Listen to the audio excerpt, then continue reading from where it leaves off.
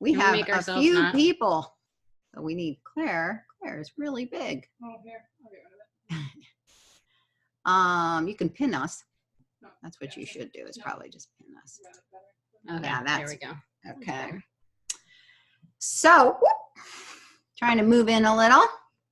So Maura's with me today, and we Hello. are in our third grammar class, and boy, things get like tense at this stage because things just are like so confusing. What she means is we've been having a lot of tense grammar discussions before class. Well, started and today. you know, the thing that I'm glad to see, Tara, you could make it this time. I hope your No, it husband's looks awful feeling right there. better. Whoa. Still not straight Yeah. So I hope our movement isn't going to cause the It was camera kinda to doing it shift. yesterday. Yeah, I Mhm. thought we had figured out how to get rid of that. But anyway, so we were having many a discussion about the way each of us will change some of our wording to help ourselves continually remember to be functional. That is the hardest part about the whole thing, is continually one of us or the other one, I was doing it earlier, will suddenly start getting really into teasing The everything nitty-gritty. out, right? And then we forget, wait a minute, what's the goal? What's the meaning? So if you notice, every time we start, we're kind of reminding I'll stop nodding you my head. of that. It doesn't like that. We remind you of that because we are constantly reminding ourselves of that as well. You know, it's when there are It's two of whenever us. I move. I think it's when there are two of us. Okay. Yeah, interesting. I can So only what we're adjust that. commenting on is this This kind way. of sudden, you know, attempt, the camera will attempt to refocus if we bob around too much. That's bad because we're And I'm Bobby. a bobber I know. and a hand talker, Yeah. me right? too. So that's I'm terrible. just gonna hold my mug. Yeah. And I'm going to interrupt for 1 second before we get started to say, Claire, can I have a pillow? Sure. Thank you. We sit here for a long time. And my little Our butts behind, get sore. our little bug butts get really, really tired. And they're not that little either. So, sitting on a pillow. Thank now you. You're gonna be taller than me. I know, that's the best part. Ugh, Here Maybe I that's why am. you wanted it. It is. It wasn't just for your butt comfort. I really care if I'm Mhm. comfortable. Anyway, so remember to make sure you sign on, all panelists and attendees. So this is the first time we've broken this class into 3 parts, which is definitely better for the teaching, but also a lot to take in a 2-week time period, and frankly a lot to teach in a 2-week time period But as well. before it was worse. It was a lot to take in 2 classes Yeah, instead it of was. 3. It was, and our goal is that we hope we have been able to slow it down enough to give you some time to just process, you know, what you are thinking All of about. it is way faster than is ideal. Obviously, my lips look like So I have Amy a lot loves of the 3 lipstick on. classes, and Linda likes I think I the- do. What happened? Mom, is this chapstick or lipstick? Oh, it's Chapstick. chapstick. Why do my lips look so pink? It's the lighting. Wow, that's so weird. I'm not wearing I don't look that anything pink, right though. now. No, you look Well, we normal. have very colorful lips, actually. This Do is like this is like a trait in This our is family. just chapstick. I have to be really careful what kind of lipstick I wear because my lips have a lot of color. in I them. don't wear lipstick, which is why I feel like it looks weird when I'm looking at myself with like bright fuchsia lips right now. It is really bright. It's really bright. I'm not wearing lipstick, guys. All right. Anyway. Well, it'll keep you awake on a Friday. Yeah. And so thanks to everyone reminding us where you're from. I just really like all the reminders of who all I'm talking to and where you are. Yes. So Head swimming. Yes. Us too. with clauses and phrases, yes, we'll wait till today. Wait till, I mean, when you're teaching it to kids too, you're like, I know this, I got this, I planned this whole lesson, and then you get in there and you're like, That's Tracy! help! Yeah. What I really love, if those of you on the Rooted community, Jeez, that's you're bad. seeing that that people are talking about grammar all the time on the Rooted community, and I really like that because the truth is, you know, we're all problem solving, and then someone inevitably, often Brandy, will remind us. But it's really about what it's doing. It's really about the meaning. Let's be functional. And it's so true. And then someone else will remind us, often Linda, but many others, that yes, but the discussion was really great, you know, because there's so much learning in the midst of that. As long as you can, I think grammar is kind of like marriage. Like you just Here's have your to, word picture. here it is. You just have to not let those moments Yeah. when you think, I'm going to kill this person. You can't let that like define your whole marriage, right? Claire said, Unless there's too grammar many is of like those. husbands. Sometimes it's a pain in the butt. And other times Not it's lovely. sometimes. Yeah. but you know, you just have to kind of go, well, wasn't that fun? There was so much growth. Mhm. Thanks, honey. That's how it is with You grammar. make me smarter. I'm such a better person Yeah. because I'm married to you. That's the way we are with grammar, right? So, ooh, beautiful day, summer day in Auckland. Wow, summer. Aw, let's do our next grammar class there. Yes, we'd be so distracted the whole We time. would, it would be terrible. All right, guys. So just to orient you today, we are going to be starting with, oh, we're on the wrong thing here, aren't we? No. Flip back to 7. Oh, yeah. Yeah. Level 7. We don't know where we're starting. We don't know where we are anymore. Yes, okay. And we Which actually, is page 27.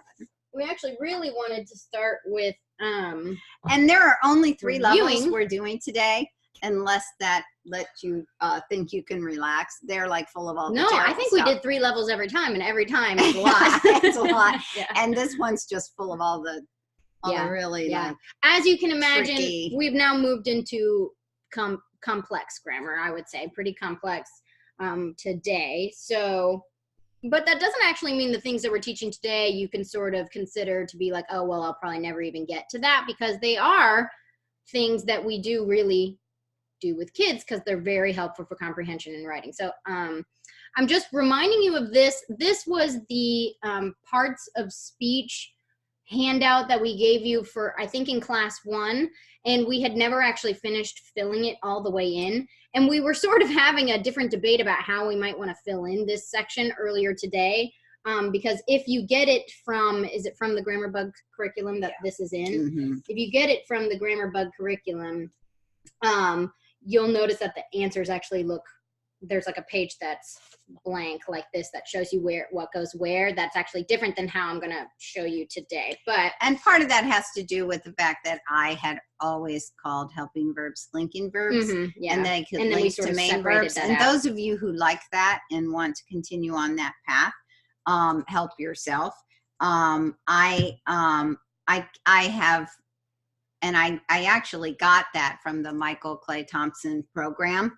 And it just seemed to simplify things for me and be very functional. However, there are just a lot of kids who are learning about helping.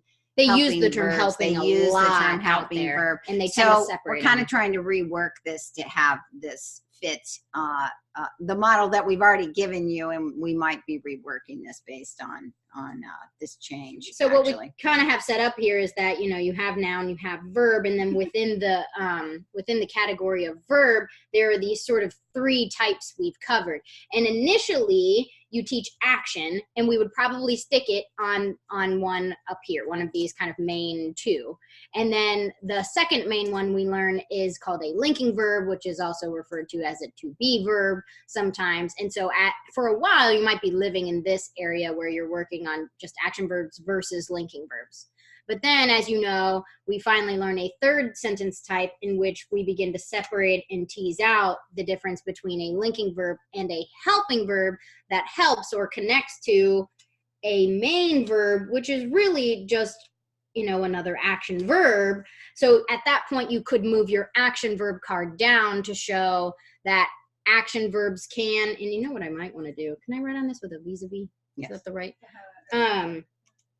Action verbs can follow helping verbs, and they can also be one of the main ones that just comes directly. So I don't know if you wanted to, like, if you would maybe want to draw an arrow to show, or Here, kind of, or just it's a third, just the action yeah, maybe alone. like that. Could go like that to show that it's kind of a third main one, right? But it also can follow a helping verb. So again, we were sort of realizing this today. We may want to kind of rework it, but that might be kind of a good solution for now, is to originally have it here, and then when you introduce helping, to move it down, and also show that we sometimes refer to it as the main verb when it comes after a helping verb, or as Rita would say, a linking verb. Right. So anyway, we just wanted to finish that chart with you, and when we went to finish it, we were like, Uh-oh. yeah, We have some disagreement this here. really had been based on as I said, based on the way I was teaching it. And this is really, and we say this all the time, this is the reality. Teaching is very dynamic.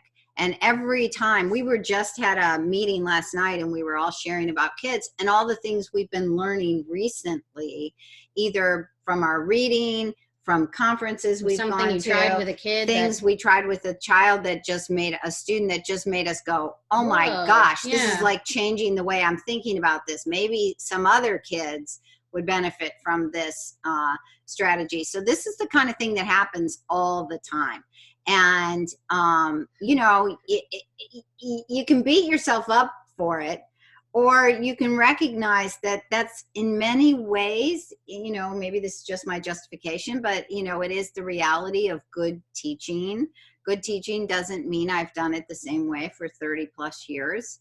You know, good teaching means I'm growing, you know, and changing and thinking about new ways of saying things. And so I know for those of you who are having some repeats, you're like going, what? Wait, hold on, you know?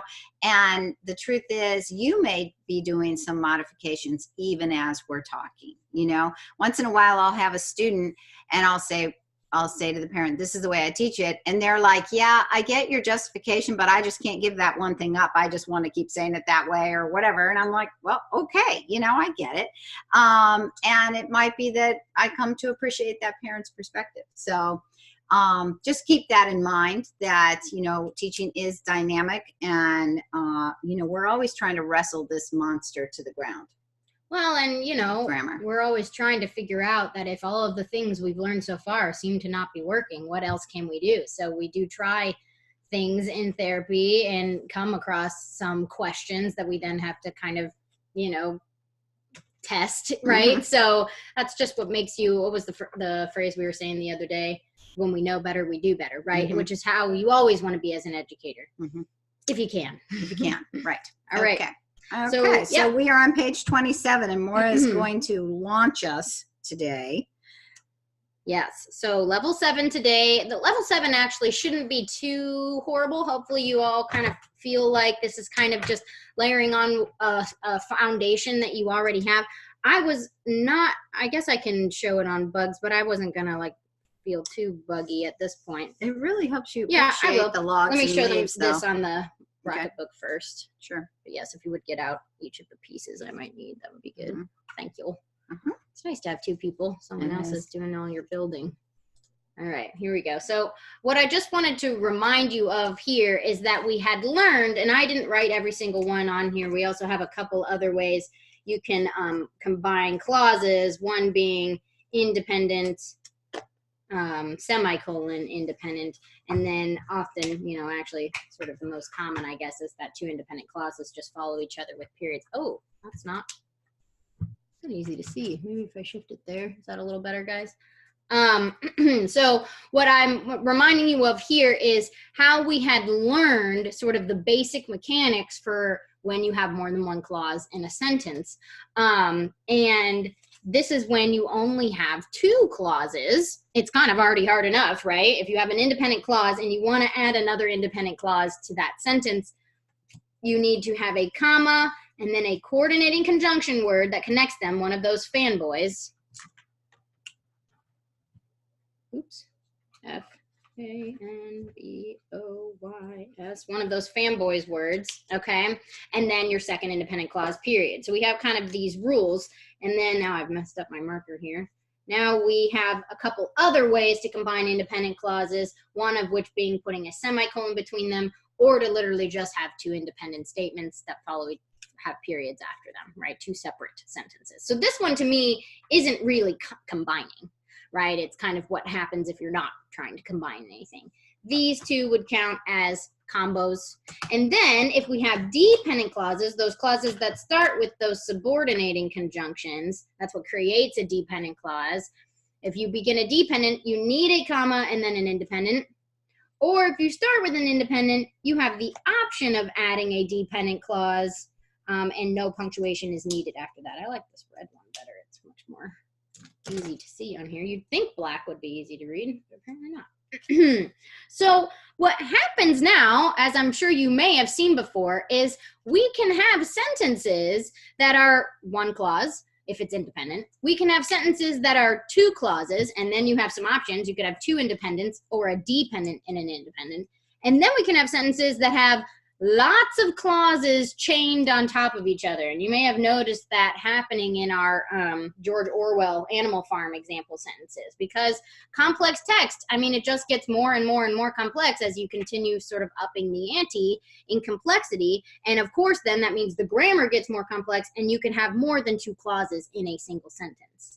So we kind of call this chaining clauses, or I think on the top of page 27, we call it compound complex sentences, which you're beginning to kind of create two or more independent clauses with one or more dependent clauses. So we have an example there that I'm going to build on the bugs. What you want to make sure is that you're still following these kind of small rules, and you can just stack them on top of each other. So if I wanted to have an independent connected to another independent, I could have my comma, my coordinating conjunction, my second independent, and then I could also do an ID construction starting with this I that I have at the end, just add my D, period, right? Or I could have something like a dependent first, I always need a comma, independent, and then I could have another independent clause after that. Okay, and we can get more and more complex. So I'm going to give you an example here. Yeah, sure. So what I like to do is think about these anytime you're having these kinds of combinations. Oh, good point. That's creating a whole independent. Right. So then pretty soon this pattern, and I do this with kids so they don't get too overwhelmed, and it helps them see, oh yeah, okay. Really, it's just this. Right. It's really still just this. And also it gives them a sense of like, that's kind of enough. Time for a period. And we were talking about that, you know, I have a student who just was putting the word and between every independent clause. And so when we started really looking at him, he was realizing like, this is getting too long. Time for a period. And so the same thing would be true of these two. This ends up creating an independent semicolon independent. And it's just one of the ways I kind of help kids getting, every time you have these dependent clauses linked to independence, they're creating kind of this a whole big independent unit. thought. Yeah. So Yes. what I did up here is for anything involving a dependent, either of those two constructions, you can think of them as like a giant independent clause, because ultimately the dependent, if it's dependent on the independent, it's attached. So you can think of it as being like one big independent, and that helps break it Right. down. And you end up with one whole thought. I'm looking at this page like, if you whoa. go back to our whole thought, half thought, that this is a half thought, but when you put it with a whole thought, Now you have a whole you thought. end up with a whole thought. Right. Okay. Okay, so we're going to show you an example of this using bugs. Bugs are a great way to begin to manipulate, especially when you have things that have a lot of clauses, more than just two. It's nice to be able to see on, now what do I use to write on these? This kind. We have so many different kinds of markers going here, guys. All right, so we had a sentence on here. When Sally visits mother, which really should be capitalized. Oh no, it's her mother, sorry. The sentence is, when Sally visits her mother, she always feeds the cat and she remembers to take out the trash. So just looking at that sentence and the length of it, you may have a sense. I'm looking on page 27. It's kind of the first red sentence we have going there at the top. You may have a sense that this might have multiple clauses just because of the length of it. So you can start working those pieces out. We see the words when. I don't have my, thank you. Which we know is a conjunction. And we get kids to write those on leaves. And we developed the leaf actually because I really felt one day when I was working with this, like I need the kids to start remembering these subordinating conjunctions. And there's no way in the world just memorizing them all is really going to help me or help them. What they need to do is they need to work with them a lot. And so they need to be very distinct. Okay. And so we thought, well, what would bugs like connect to, you know, whatever. And, you know, bugs eat leaves. So there you have it. Okay. Right. the extending of the metaphor was kind of fun. Yeah. So I see the conjunction when, and according to our marking sort of order, I may have also circled and noticed that there is another conjunction in the sentence, and I think that's the only other one when I'm looking at it. So I could write that on a leaf and sort of have it prepared, like I'm going to attach it. And now I start looking for subject and verbs that go after or before my conjunctions. And before the comma. Remember we talked that we would work between any of these conjunctions and commas. Because that kind of gives you a hint about sections, right? Yeah. So when, and then I have my subject, Sally. I have a verb, visits. And we actually have kids, you know, go through this process. That's why we're showing you here. So you can kind of see this is actually what we're having kids do. And they're working from, you know, these sections of the sentence, and they're figuring out. I'm just giving you a little more room. I think I'm okay. And do we have a who or a what that would follow the verb visits? Visits who? Visits what? We do. We have the word action verb. Mother. We have her mother. If you want, you can write her up here because it describes mother. Okay, and so now we know we have a clause, and we can analyze what kind of clause that is at this point. We can tell it is a dependent clause by this subordinating conjunction word. You can also feel that you have, oh, that's not something. You can also kind of feel that this when creates this kind of cliffhangery feel. When Sally visits her mother. I'm not done. Oh, you had to put the comma down there. Oh, I see it now. All right, and I'm going to shift this up. Oh, yeah. Okay, now we're looking after that comma. So just so you know, what as kids, just going back to how we teach kids, so when the student is, and sometimes I'll like really put this leaf right in the bug's mouth, so they really get like this leaf is like attached. That's right? Why I like this shaped leaf for the dependents, because it can kind of come right out of that bug's mouth. I guess so when they have when, the first thing we do is we look over at the fanboys and help to remind that, oh, this isn't a fanboy, so it's probably over on the subordinating conjunction side of the page. And we reference it, and I possibly help them find it. And then sometimes when we put the log on, we'll put it so that it's kind of has this leaf as part of it, because it's that connection. Yeah, she shoved it over to show that leaf. Right. Sally visits her mother is by itself is independent. It's the fact that we added this word, when Sally visits her mother, that has now turned it into this dependent clause. Okay. Okay, so now we're looking between the commas. She always feeds the cat. So we do have another subject. Pronouns can be subjects, right? She. What is she doing? She feeds. What is the word always doing? It would be giving us information about when she feeds it. So it describes that. What does she feed? Cat. Okay, the cat. Okay, now we have another comma here, and let's look at what we think this construction is. What kind of clause is this? Well, it doesn't start with a subordinating conjunction, and in fact doesn't have any conjunctions on it yet, really. So that means it must be standalone. It must be independent. We talk about she feeds the cat. She always feeds the cat. Is that a whole thought? Yes. Yes.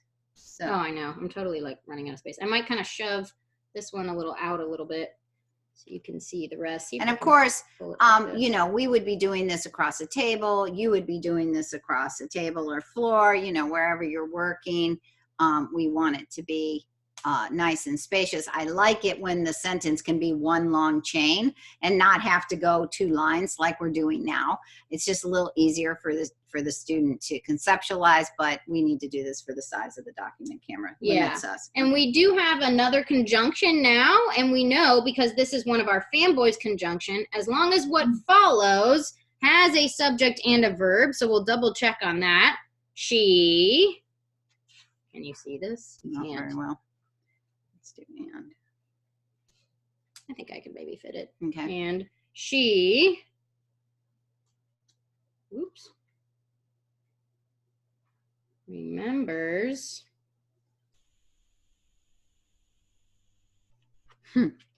So this is actually a phrase that we're going to talk about Right. soon. To take out the trash, I might just let us call this, I don't know, I don't want to put it on a butt, do I? Well, if you're Yeah, it's like It she does remembers answer- what. So yes. So the thing is, to take is an infinitive phrase. We We're gonna haven't talk learned about yet. that. We're going to talk about it today, though, and it's acting as the direct object here.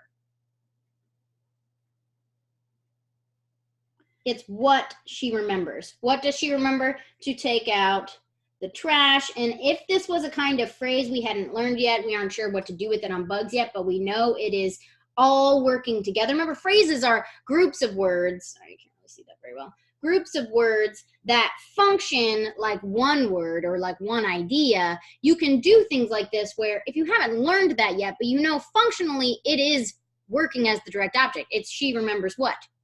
She remembers to take out the trash. That's many words acting like one direct object. You could put it on a bug butt for now until you've worked out those pieces later. Mm-hmm. And now we know, because we do have a subject and a verb, this has created a new clause. This means it's independent because it wasn't connected by a subordinating conjunction. And we That have this conjunction rule. was just there in between those two independent clauses. We have this rule that if we connect to another independent with a fanboy, it has to be a comma. I don't know where I want to put this. Well, we put this other one after the log, so it's up to you. Weird. I know it is weird. I think it was a comma and Mhm. she remembers to take out the trash. And you may put in periods if you want. one thing I like about Period more everyone. putting the comma before the and This here is is kind of a kids unit, will yeah. kids will confuse where the comma goes. Like they'll remember, oh, it's a fanboy, it needs a comma, but then they Yes. can't remember if that goes before the Right. and or after the That's and. how I usually do it And with so bugs. it's really nice to do that. I think I had a student who had made this mark here Okay. and it just never got erased. So Well, we that kind of typically, makes sense because, you know, after a Mhm. dependent clause, you Yeah. almost always have a comma unless it's you can see end of there's your sentence. erasing there. We Right, well, I did that. typically, oh, you did that. We Yeah. typically we'll do it more on the bug itself. There was some discussion of, do you mark the sentence first and then build with the bug? Honestly, like anything, I have a lot of different strategies that I use and I do mix them up. I will say the more confusing things are, the more likely we are to pull out bugs. these bugs. Right? Because, and you know, you can see that when we're doing these, you know, big hairy sentences from Animal Farm, we start marking those up and you're like, oh my gosh, my brain's going to explode. In truth, getting those on a bug is easier to help you kind of sort through what all am I seeing. And that's the value of it. So do both. Do them all. You know, sometimes do them all on one sentence, and sometimes, you know, it depends on what you're doing. Certainly, if it's the student's writing, you're going to have to mark punctuation afterwards. And if you're taking it from text, the punctuation's already there. And you can use the punctuation more to your advantage. With student writing, they might not have any commas at all. And so you want to be working between commas, and there are no commas to work between. And then I'll say, I want you just to take this chunk of words. I just pick Right. the chunk I And I know we support need that. to look at. I support them, right? All right, we are now going to move on to the, so that is just basically the idea that, you know, clauses can combine more than two, right? And you may have to help students determine what's kind of a good number before a period, what feels like too many, right? But you can have sentences that have, you know, 3-4 clauses in them, especially in complex text, and you want to just kind of combine those rules to be able to do that. I'm moving on to the second half of page 27. This is the bottom half, and we're going to talk about interjections. And an interjection, I think, is our very last part of speech. This now looks like a different page. I don't think that's the same one. Oh, sorry. We were looking at the phrase one before. Okay.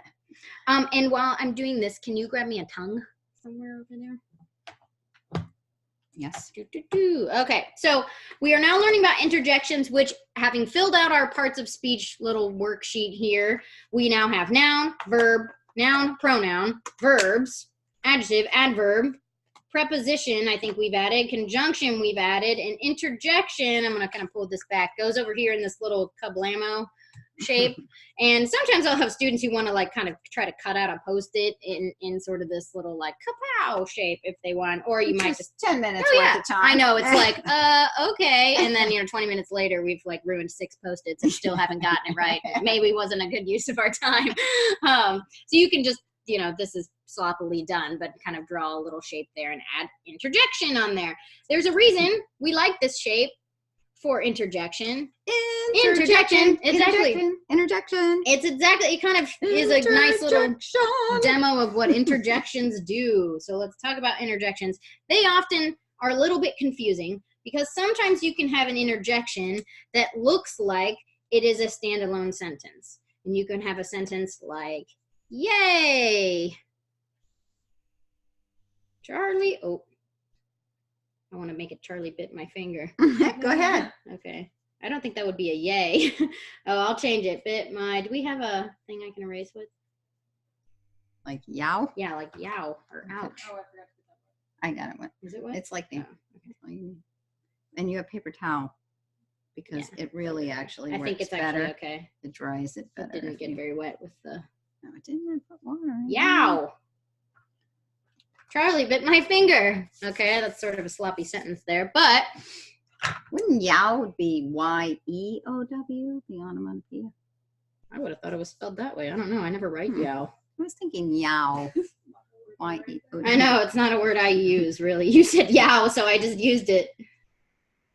There we go. Being a little more neater here. Okay, more neater. Yow, Charlie bit my finger. Okay, so what it looks like we have, what are you correcting? She doesn't like my spelling of yow. Well, now it doesn't look like, see? Oh, yow. Oh, yeah, that does look more right. Now it looks like a big blob of Can nothing. you tell it's Friday? Yeah, really. Now it looks like blob of nothing. Oh, okay.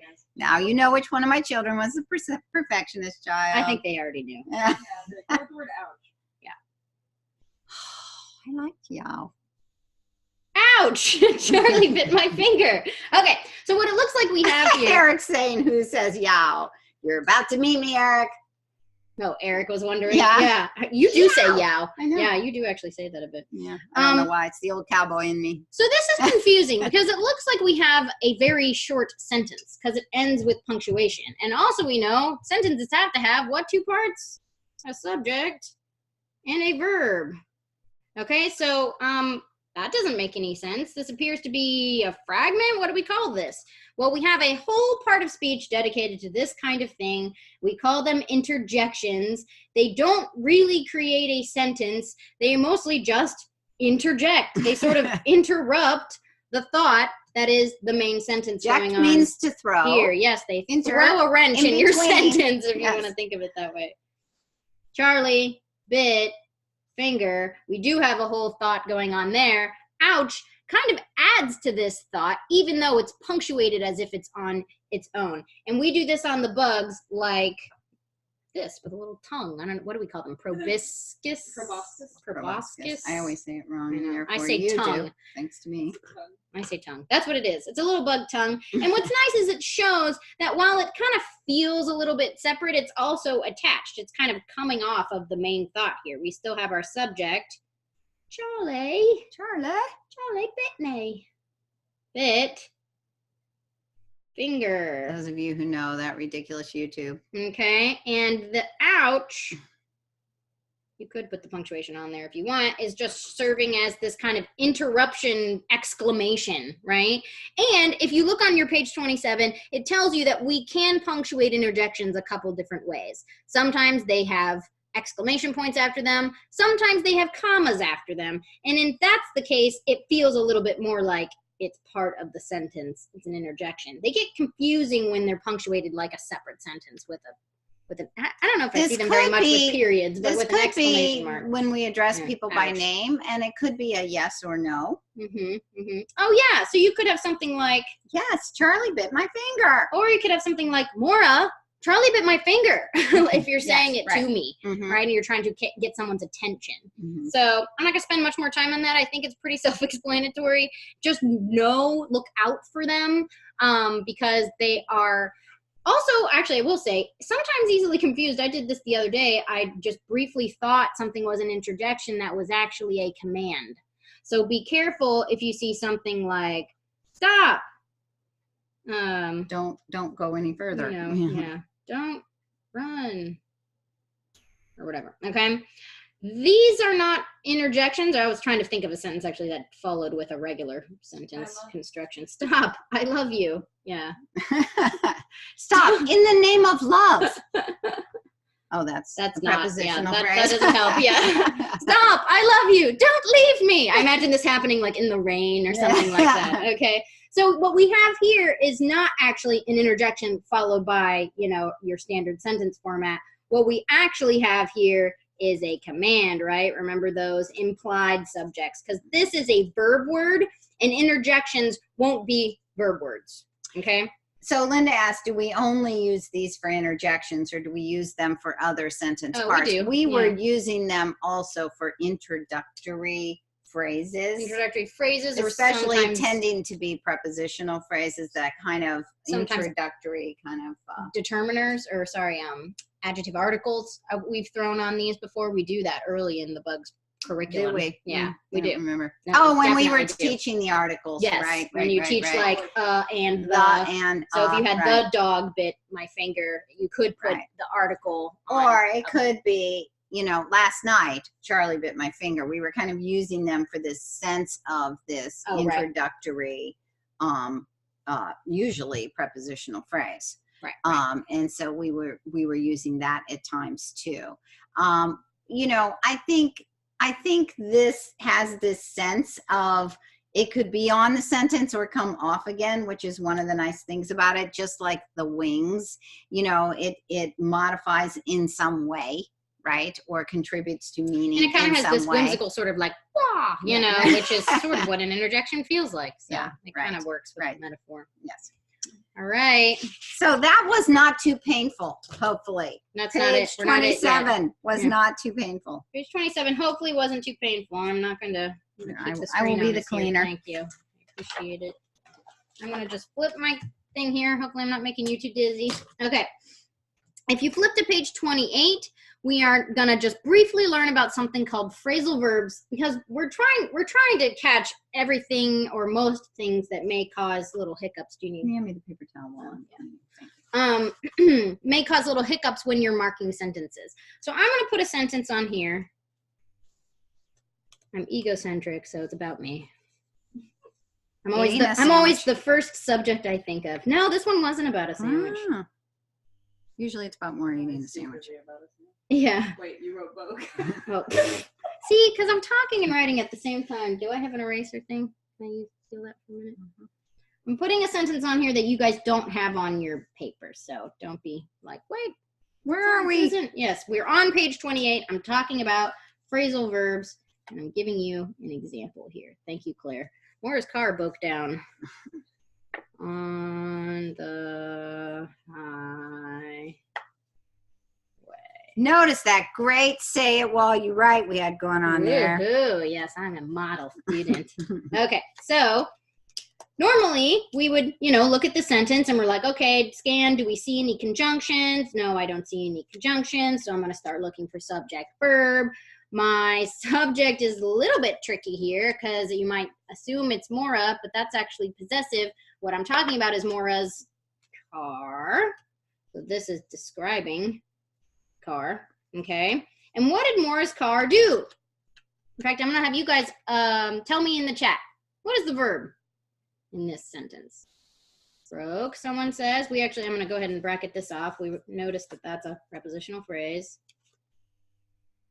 Broke, someone says broke down.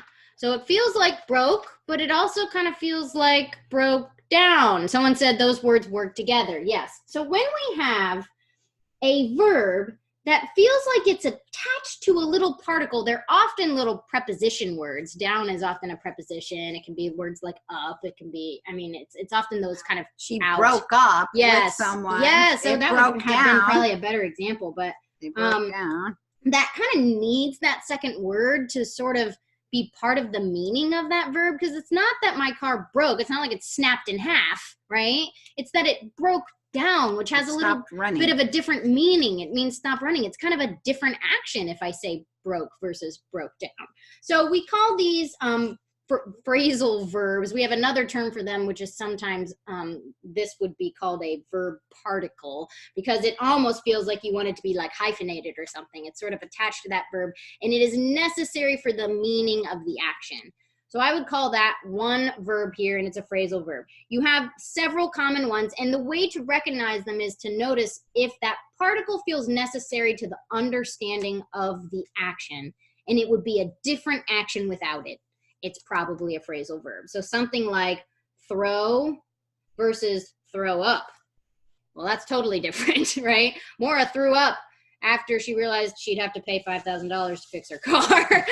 Okay, so that's a different action than throw. It's not that I tossed something in the air, unless you're thinking Maura of tossing threw a vomit, fit, right? would be different than she threw up. Right. Passed away is different than passed.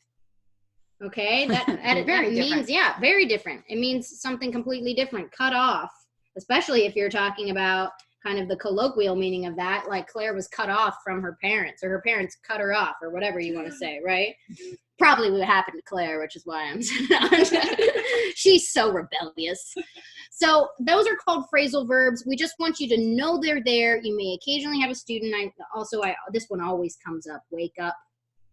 Right? So the question is, isn't down an adverb? It broke down. Like how it broke. The problem is that I can see why you might say, oh, that's an adverb telling you how it broke, except that functionally and meaningfully, down doesn't semantically, thank you. Yeah. Down doesn't really tell us how it broke. Like in terms of the meaning of the word down, it doesn't tell me how it broke. It's not like there was some downward force or something fell down.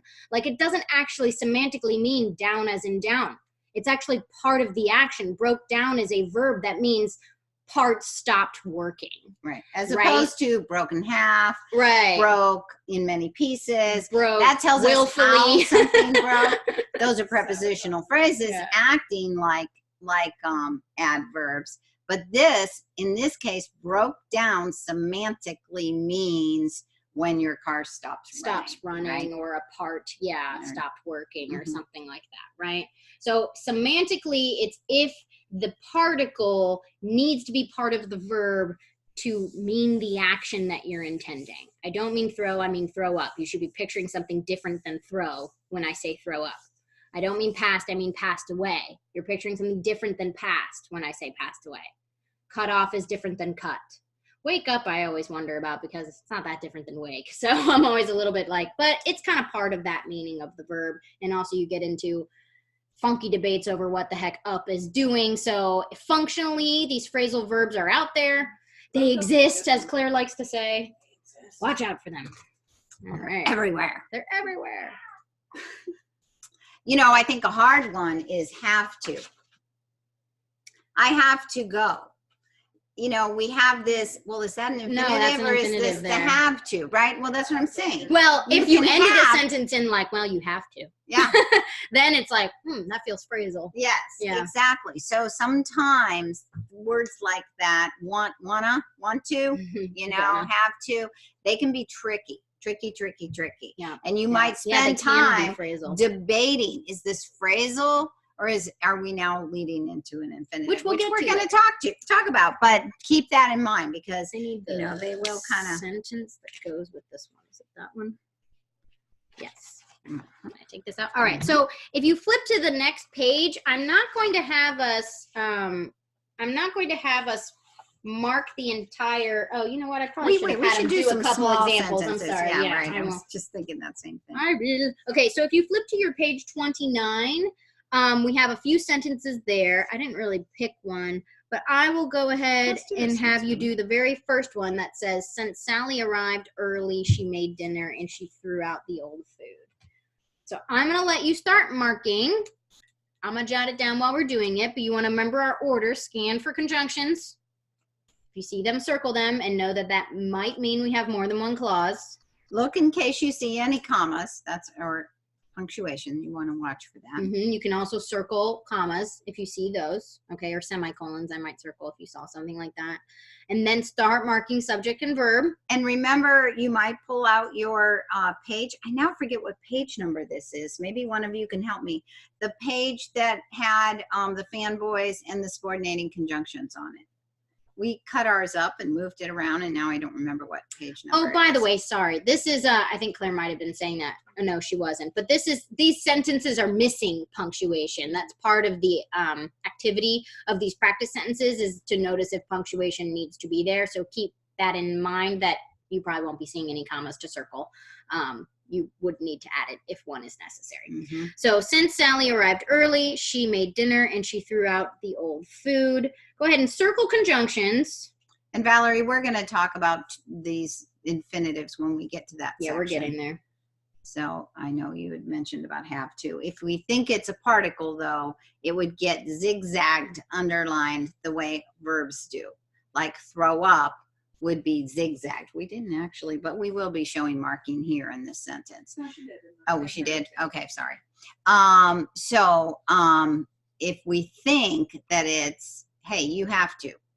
I've had an interjection and a particle. So what I'm gonna phrasal verb, right? What I'm gonna have you do on this one is circle conjunctions and then see if you feel like punctuation is missing and add it.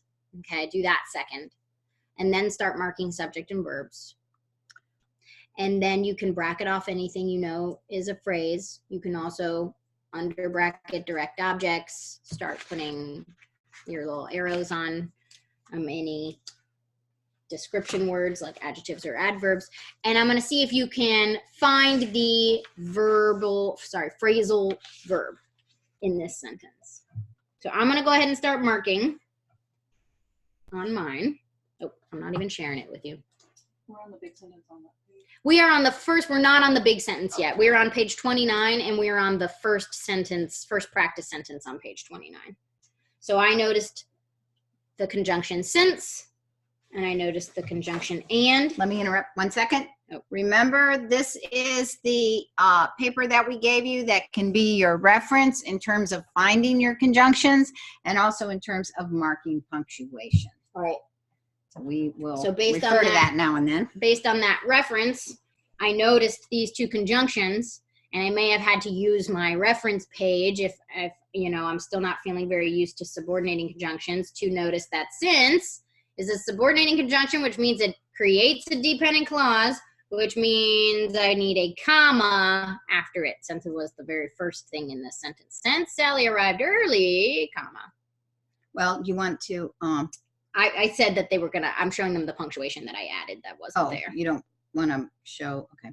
Well, how because you came to that conclusion. I am. For me, and you might have done this a different way, you might mark your subject and verbs first. Sally arrived early, describes when she arrived, and then notice that this was a dependent clause, so I need a comma. Right? Now I'm looking after that comma for subject and verbs and between my other conjunction that I saw, and I noticed she made. What did she make? Dinner. There's a direct object. And because I look after this and I see another subject, she, here's our phrasal verb, threw out. What did she throw out? Food. Old. Okay. Now I know, this connected to another independent clause. She threw out the old food. So I need a comma before that conjunction. So Maura now can mark what we call the sentence. I call them the clause mechanics. The clause mechanics I call them the sentence structure. So does Claire, I think, or something like that. Write down the structure of your sentence. You can call it clausal mechanics if you like that. I just say clause mechanics is Yeah, what I say. clause Only because on this little sheet, it says remember your mechanics, or it says mechanics there. And so it's a clause page. And so I just, with my students, say, okay, let's do our clause mechanics. So that would be something like dependent, comma, independent, she made dinner, comma, coordinating conjunction, another independent, she threw out the old food, period. Everyone on board? All aboard. Claire has a quick note. Sometimes, instead of doing CC for coordinating conjunction, I will have them actually write what the conjunction is. You could do that as a if you're trying to help To get them them, to yes, memorize. exactly, because the fanboys are Say what memorizable. Claire said in case they Yeah, can't oh, hear. sorry. If you didn't hear Claire, she said sometimes instead of writing CC for coordinating conjunction, if she's trying to help them memorize those fanboys because they are few enough that kids can, and we want them always recognizing them, she might have them actually write out the conjunction D, comma, I, comma, and I, period. Which is actually a nice idea to help them start to get those in their head. Over time, I do want them to know the term coordinating conjunction, so I might have them verbalize that as they write CC. They have to say Or read coordinating it. conjunction. Read it off their chart. Or read it off their chart. For older students who need to take the ACT and SAT and those kinds of terms come up, it might be helpful to do something like that. We're helping them be functional and try to recognize them. It might be helpful to do something like this. You know, be flexible. Well, You can have do to whatever base it is on, necessary for your child. for each student, what they need. Actually, now I want the other one. Okay. Oh, is it under here? Oh, I have it. Sorry. Okay. All right. So I'm actually going to move down to the, and I know there's a little bit of a glare, but the big fat sentence from Animal Farm at the very bottom of page 29. So in sentence 1, you were going to have them just Yes. do this. So this is a big sentence. I'm not going to have you guys mark everything in it because there are a few things in this sentence that we actually haven't quite learned yet. So what I'm going to ask you to do is look over the sentence, read it to yourself, and after you read it, I want you to try to find the phrasal verb in the first sentence. So it's 2 sentences long. Find the phrasal verb in the first sentence. And let me know when you find it and let me know what it is.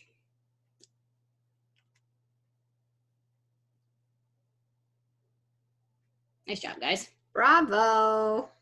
So I would mark that as one verb because we have that little particle attached to it that is part of the meaning of that action.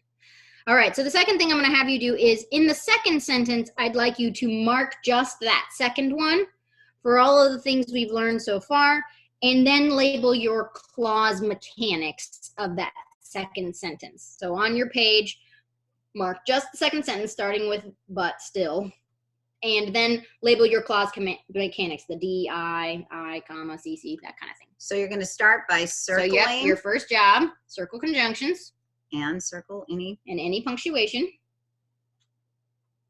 I'm going to kind of slowly do this as you're doing it. I kind of put these together. Yeah, by the way, they're called verb particles, and the unit is called a phrasal verb.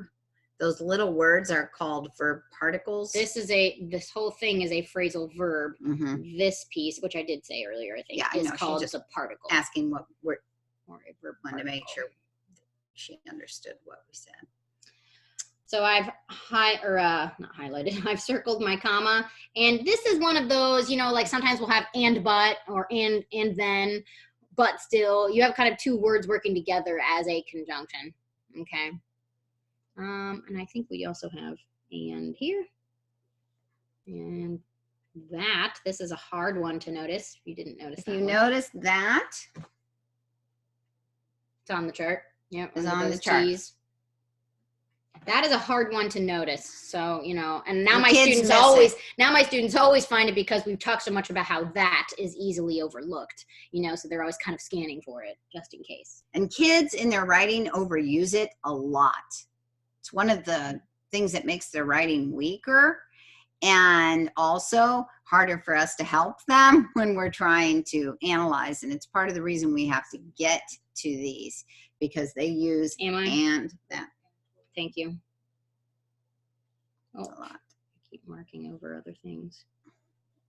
And you know what? We're all struggling with the Animal Farm ones, by the way, Ashley. You know, they are not easy. And I'm showing you, so I'm starting to mark some subject and verbs. If you're onto that, I'm kind of moving on with you guys. it gives us a real appreciation for what our kids are trying to learn. They're dealing with text. High schoolers are dealing with high school text like this, and it can be really tricky.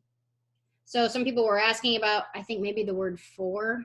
So what we have here is the subject it. I sometimes have students struggle to find the subject when it's it because it feels small.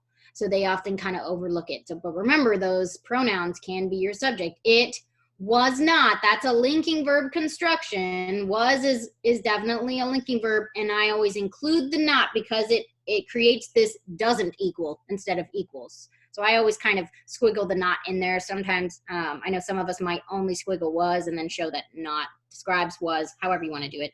For this is a what? Feels like an object to me. Well, it's a prepositional phrase. No, I is do where was get going. that, but it feels like it's acting like an object. Yeah, It's it not might what. kind of feel functioning like that. Then we have the word that. That's a subordinating Well, I guess it conjunction. would be a support. So now we're looking again for a subject and verb because we're beginning a new clause. She and all the other animals. We have a compound subject here, and we have a lot of words describing that second piece of the subject. All and the and other are all describing which animals. And we had a sentence like this before where we said if it was all of the other animals, Then we might call this a prepositional phrase, but it's and not. all might have been the subject, but it's not written not that written. way. Yeah, someone had emailed me that question too. And we tend to go with, well, if of is there versus if it's not. Mark it the way it was written. Animals had hoped, and now this and is just combining two verbs. And the way we help kids see this is we keep reminding them that in order to be a clause, they have to have both a subject and a verb. If they don't see both a subject and a verb after this final and, they only see a verb. It's not a clause. And then they have to start figuring out, well, what is that and doing? And usually the marking will indicate to them pretty quickly that and is making two verbs, Two verbs in this connect. Yeah. in this sentence. I want you to note, don't be confused by the starting a sentence with a conjunction. Some people consider that kind of not, kind of against the rules. Colloquially, we do it all the time. Authors can do whatever the heck they want. So this author decided they were starting with a conjunction to kind of connect this thought to the previous one, even though it was its own sentence. We don't tend to teach kids to do that kind of thing, but you'll see it in writing. And it was offset by a comma to indicate the pause. But still, it was not for this that she and all the other animals had hoped and toiled. This pronoun, this right here, that's what would really mess up comprehension in this. Whatever happened, she'd remain faithful, but still it was not for this. Well, I had them skip that first sentence. So I know, I'm just saying to you, you're saying to yourself, not for what? This what? And that's the kind of thing that when we're in the middle of text, that's why that just feels so. Yeah, try not to get too hung up on individual compliment to me. Parts of speech. Someone was like, but what is this? It's a pronoun, if you want to know the part of speech. Right. No, I'm just making the point. No, someone had asked that question, I know, that's why I but like you were saying about it, words like it and this and that. They're words our kids need to learn, but what they also need to learn is that they refer to other things. Yes, that's what pronouns always do. And we'll get to this more later. Cohesiveness. They have to understand how they have to be cohesive, how the writer is being cohesive, that this word, this, is referring to something else in the text. And that can be really, really tricky for them. So it's important. Nalani, that is a good point. We try to pull the kinds of literature we do with students out of something they're reading that has a larger context, because you could be totally lost not knowing what the pronouns refer to if you have an excerpt. Yeah. Now this I wouldn't pull, if I was doing an expert, I wouldn't give a student just this sentence because this pronoun refers to something that I didn't actually have them look at, right? So this sentence we chose did have the larger context, so you would know what this was referring to, but we skipped the first sentence for you just because it had too many things we haven't taught yet in it. And I agree with Ashley. But all of those points are valid. That it makes it harder to decide function. Now, hopefully, you're actually reading the book too. We're pulling it from Animal Farm because many of us are familiar with Animal Farm. Hopefully, though, you would do this with a student because they're actually reading Animal Farm. Right. You could actually go back to the passage and look that up. Well, you can do it with any book they're reading. This is why when we talk about copy work, we say the very first thing you have to do is talk about what does it mean. And then you can really see where when you talk about what does it mean, you may have to have a lesson on grammar just to get to that. you know? So I really just am just trying to help you appreciate this, how all of these skills interrelate and how you may spend time debating it. I would have been debating based on meaning what I really think that word is doing. And Maura and I might have had a big debate about it, right? And then we might have gone back and looked in the text. We might have even disagreed or agreed. It doesn't, you know, this is when we talk about, you know, let the meaning drive your decisions and realize that conversation has really done a lot for you. It's taught everyone a lot about what the writer was actually trying to say. Or maybe remaining faithful. Yeah. Yeah. I am now going to have you guys tell me the clause mechanics just briefly before we move on of this last sentence. This just the second sentence here. What is the construction of clauses?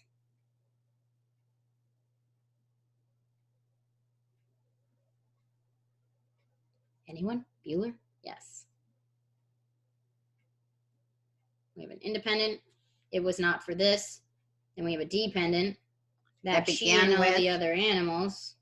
Yeah, but part of the. No, I know, but I want them to understand that's where the dependent starts. You had that subordinating conjunction. And all the other animals had hoped and toiled. Period. So sometimes what I will do, what are we on? What are we using here? Sorry. I hit the mic. I hope that didn't cause a problem. So what I'll do with kids is I will create brackets that bracket off and label it on the sentence. And label it on the sentence so they kind of get this sense of where that started, and then we label them. Now that gets really messy, but if you're doing it as you go, it's not too bad. And then when they go to write it, or if they go, if say this ended up being dependent, independent, and they decided, oh, wait a minute, I need a comma, it gives them a sense of where to go and put that comma. So if it was something they'd written, for sure. If it's something they wrote. Or sometimes you might even be reading something and then you're like, wait, that should have had a comma. That should have had a comma. That right? happens often. That happens sometimes. So. All right, guys. Oh, I'm sorry, everyone. Here we are. Okay. Okay. So we now finished level 7. Yeah. No, Valerie. we finished level 7 actually. Yeah. Yes. Valerie has a question. How do you explain that the but still doesn't make this a dependent clause? Well, I don't think but is I was going to say I was looking at the word still. I don't think still is a subordinating conjunction. It isn't. And remember I said that you are typically looking at the second word. Just if there's two conjunctions that work together, you typically look at the second one to determine what kind of clause it becomes. But I was going to say, but in this instance, I'm not going to go there yet. Yeah. The word still is not a conjunction, so we have to defer to but, which is a fanboy, which means that our first clause is still independent. Do we ever start sentences with conjunctions? Yeah, people do that all the time. Sure. We start a sentence and there you then yeah. Right. And there you have then is really common. Yes. And then I told him that he needed to get out of my life. Right? Yeah. People do that all the time. Right. So, Valerie's question. Sorry, Valerie, you have to hit all panelists and attendees. She said, how do you explain that the but still doesn't make this a dependent clause? So we were commenting that this is one of the fanboys and that we often start sentences with fanboys. So I went to school. Okay. And it's still an independent clause. To us, it feels like, hey, you're not supposed to do that. You know, that makes it feel a little weird to me. And we do have some rules around should you start sentences with conjunctions. I do have another way you can tell. The truth is, writers do it all the time. Speakers do it constantly. And it's one of those things that you really have to kind of understand the grammatical rules to understand when you can break them when you're writing. So that's pretty We do say that to students a lot. I was going to say the other way you know this didn't create a dependent is because the only other kind of clause you have in that sentence is also dependent. And you can't have dependent. that wouldn't Unless make a wouldn't student make a whole might sentence. write- A student might student write might that, do but I'm it. saying in something printed. Yeah. Right. So it's unlikely that that first sentence would be dependent if the second one's definitely dependent. And also you can tell that the word still is not a conjunction, but is what's driving that. So it's kind of two ways. And yeah, you might have to dig into some of those questions because you might not always be sure yourself. Which is Certainly most true. of the time. Right. Alrighty. Okay. We're moving on to level 8. Oh, What is we're this going also to me? do, just to give you a heads up, Maura's going to teach on page 30 of level 8, and then we are going to have a bathroom break because we're about to get into phrases, and then I'll pick up the teaching from there. Okay? So what is the word still? Do we teach about conjunctive adverbs in this class? We They're don't. in big I books. don't know why we don't, They're in- 'cause actually. they're on the back of Well, I the do know why we don't. conjunctions. They're in bugs. They're in bugs. Are they they're on the back of what? The fanboys page.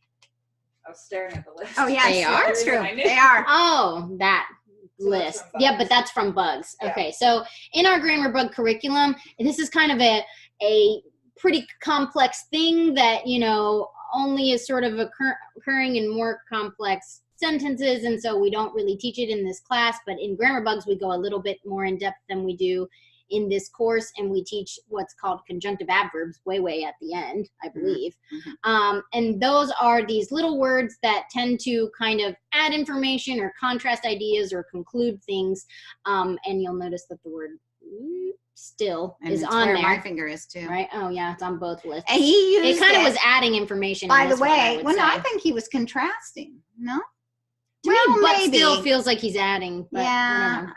You could debate probably either one. She said she did this, but still this. But is a conjunction and still is what we call a conjunctive Mhm. adverb, kind of describing the but. Mhm. Sort of. But usually is kind of contrasting, it seems. Yeah. So you can use still in both those ways. You know, honestly, this class, like, you can only teach so many things. Yeah. I mean, if we have time at the end, we'll review this again. But It's not. that's the biggest reason we left it off. And I find this is the kind of thing I can do with students, and they get it a little better I thought than it was phrases. bugs 3, but I can't remember. Yeah. No, if it's closets, it's bugs 2. Right? You know what? I have to tell you, Bugs it's too. not. It's in our original sticky It's not in grammars. bugs. It's not in bugs at all. It's one of the things we want to add when we continue bugs. Sure. Yeah. Oh, wow. It was in our original sticky grammar, which Linda probably was in that class. Let me so- just say, be careful with feeling this need to label every single word. Think more functionally about what it was doing. Functionally, it was with but acting like a conjunction to add information at the start of this sentence. If you get too much into the nitty-gritty of my child needs to be able to label every single word, they'll be moving a little bit further away from comprehending the sentence, which ultimately is our goal. So just keep that in mind. It's It not, does it's have not some a huge mechanics well, issues. yes, right? I'm not saying conjunctive adverbs aren't important. I'm Mhm. saying for the function of that sentence, for what they've learned, it's not that big a deal that we didn't really know what still did, because Mhm. we could tell that it was working with but kind of as a conjunction. You know, Claire, we could send them this sheet too. It's true. Since We since have it was it. brought up Tracy and we has talked it. about Yeah, it. I'd have to talk to her. I think I have it too. I think in I my have it too. computer. Yeah. So, do we want to just say we'll send them that? I'll make it sticky. By the Yeah. way, sometimes what I We'll do send too, it to you guys. you know, kids have these pages in their binder, and we refer to them in the binder. But lately, I've started just making up these quick grab sheets, you know, and I have just been stacking them near our workspaces so we can kind of quickly pull them out. If it just in case we're in the midst and there's stuff all over the table and getting out the binder just feels like so much more, we can pull out, you know, these kind of quick references. And I've just been laminating. So Yeah. just an idea. I like that. Yeah. I don't have as many of them. You can stick them in page protectors too for like Yes, sheet right. quick And ones. I was doing that. I don't know, just somehow I found they stand up better. I have to stack them in this direction on one of my shelves and they just stand up better. Oh if yeah, they're- Linda just said that. Yeah. Single page protector. Yeah, right. Those page protectors get a little wimpy and they fall. And if Well, I and you can if write I on them laminate, with the they vis-a-vis. stand up a little better. So you can page protectors too. Though. That's what I'm saying. You can Yeah, write on write the on page both. protectors with the Mhm. vis-a-vis. Mhm. Okay, guys. We're moving on to page 30, which is level 8. We're just going to look at page 30 for a minute, the beginning of level 8, and then we'll pause and take a break. Because we're entering the wonderful and very confusing world of phrases. I like phrases. I do too. We have also already dipped our toes in this water a little bit with the prepositional phrases that we learned. And there's kind of a reason we split off prepositional phrases from the rest of the world of phrases, because prepositional phrases are, I gotta stop using my hands because the thing doesn't like it. Prepositional phrases are early constructions that show up in a lot of young literature. Kids write with them a lot. They're very, very common. They're a main way we add describing information to things. We just kind of gotta do them early. However, there are a lot of other kinds of phrases that we really don't want to lump in with prepositional phrases, because you need kind of a little more under your belt before you start to discuss these other kinds. So we're now moving on to the other kinds of phrases, and I want to remind you that Rita touched on this concept that it's reviewing on page 30. You can start with this, right? Sorry. If you want. Do they have this Recognize- though? Yeah, it was sent to them It was last sent week. it's part of the It was the a other package side. that was Okay. sent to them last I week. can remember if this was part of it or not.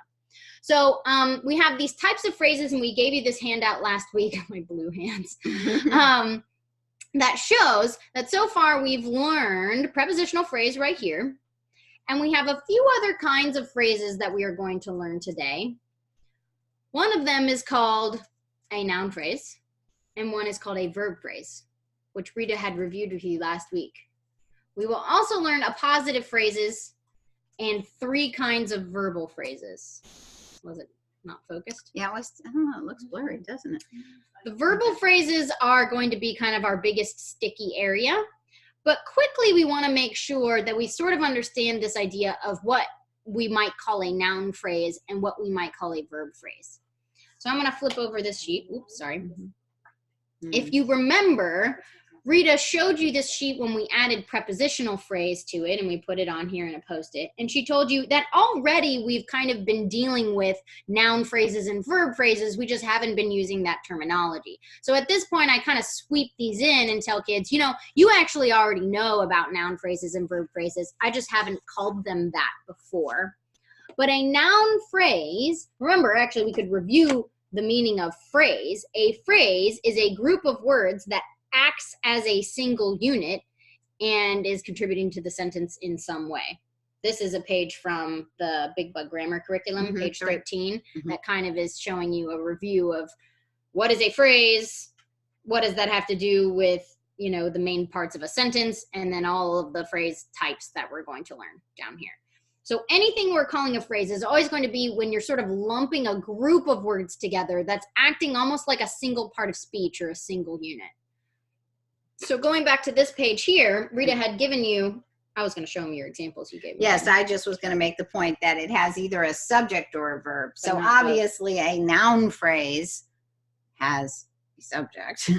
And obviously, or a noun, verb phrase a verb phrase has a would have a verb. verb. But they wouldn't Doesn't have necessarily both. have a subject, but it could. Yes, the noun phrase could be the subject, could also be just a noun phrase. It has a noun, but it wouldn't have a verb. If it had a noun and a verb, it's likely to be something else. So on your page, Probably if you a didn't clause. write out these examples, it is kind of a nice way to look at this. But we call something a noun phrase that involves a noun and other words grouped with that noun. Let me do that because Well, they're kind this of on page top isn't of each blank, other. so it's confusing. No, There's that's lots of other true. competing Sorry. stimuli. Yeah, you're Why? right. I forgot it had something on the other side. Okay. Sorry. So when you have a noun, and I think you can see that, now I can't, a noun and other words that contribute to that noun and are describing that noun and part of that noun, we would group those words together and call it a noun phrase. Something like the old crippled dog. Well, this is actually part of the subject of a sentence. Which word was actually the subject? Dog. But the and old and crippled all describe dog, so we can group it as one phrase and call this whole thing the noun phrase. So remember too, what's nice about phrasing is that it's very, very functional, because finding what word is actually the subject, yes, we want to be able to do that. But for the meaning of this sentence, we understand some things about this dog along with understanding that we're talking about the dog. So you can kind of say noun phrase, the old crippled dog. Verb phrase, was digging. So that's going to be your verb and any verbs that attach to that verb and any words that describe that verb. So So it could adverbs would be included in Could here. be was frantically Digging would all be part, because was is your helping verb, digging is your main verb. If we had an adjective or an adverb in here, it's describing your main verb. So all of that is part of a verb phrase. Again, very functional. I now have 1, 2, 3, 4, 5, 6 words that I've divided into 2 parts. The old crippled dog was digging. And then we might have a prepositional phrase giving us more descriptive information, like where it's digging in the yard. Okay, so now this is a sentence with a lot of words that I have comprehension-wise been able to chunk into 3 main pieces. Old crippled dog was digging in the yard. And it also really helps for how kids read and phrase as they read, which is very important for comprehension. If you have a high sense of phrasing and where phrases show up in reading, we tend to read that way, which helps us comprehend. The old crippled dog was digging in the yard. And if you notice, we didn't start out when we were talking about subjects and verbs, talking about noun phrases and verb phrases. And part of that is because we wanted to get very functional as fast as we can. Now we're ready to talk about phrases. It's nice to go back and show kids, you actually know what these are. Yeah. You've been doing it. You know what they are. And Ashley, to your question, yeah, it's kind of just a different way of starting to chunk the sentence in a way that almost feels a little bit more functional, because we're sort of piecing together meaningful units, which is very important for quick and efficient reading comprehension down the line. So something like the young man has been waiting by the front door, we have a much smaller noun phrase. Is that 2 words? Yes, young man. It looks like a compound word there. I know, she did. She wrote it closely. All right, so the young man, we have man as our main subject here, but the and young go with it. They're part of describing it, so that's part of that noun phrase. Has been waiting. Here's 3 verbs all working kind of as one verb phrase. And by the front door, a prepositional phrase. 1, 2, 3. Okay, you might not always have a prepositional phrase, but you know if it's a sentence, you'll have a noun phrase and a verb phrase. And you may not really have a phrase, because we can have sentences that are just subject verb, like he spit. Wasn't great, but I was trying to do something different than ran or ate. Right, or ate. Okay, so this, do I really have a noun phrase? Not so much. I mean, I kind of just have a subject. I can't really call it a phrase, because phrases tend to be groups of words, right? Spit, I don't really have a verb phrase. I just have a single verb. So I still have my sentence, but it wasn't in phrases, as opposed to, you know, the tall boy spit, spit, very obnoxiously far. Yeah, I don't know. Or something like that. Okay. Very far describes where he spit. So we have noun phrase, verb phrase. Okay. And the same could be true of a preposition, right? Not every time you see a preposition is it a prepositional phrase. Sometimes it's just a preposition. The tall boy spit in. I don't know. I don't know, you wouldn't say that, but it is in, or it fell out. Something like that. It fell out. You just have your preposition. It's not the whole phrase. So that can happen with your noun and your verb. All right. So that's really all that you need to understand from page 30, is that we have this thing called noun phrases and verb phrases, which is when we chunk words going with the noun together, words going with the verb together, and it can help reduce the load in complex sentences in terms of comprehension. Okay, cool. We are going to... I did have an example sentence I was going to give you. So I'll write an example sentence on here. I wrote that one. Oh, I did have a couple. Oh, well, maybe I can make it so that it has a noun phrase and a verb phrase in one example. Okay. Put the 2 together. Big hairy dog was carefully stacking blades. Yeah, how would it do that? It's just teasing. Okay. I mean, do you want me to do that? I guess I could. So I'm going to give you a sentence up here.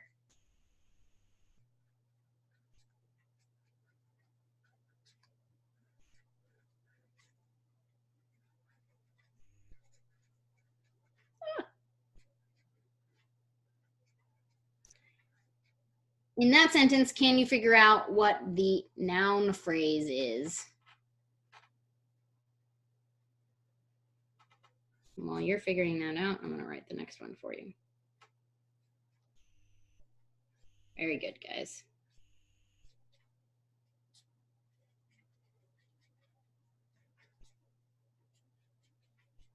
Oh, that was supposed to say carelessly. Oh well. Now she's doing it carefully.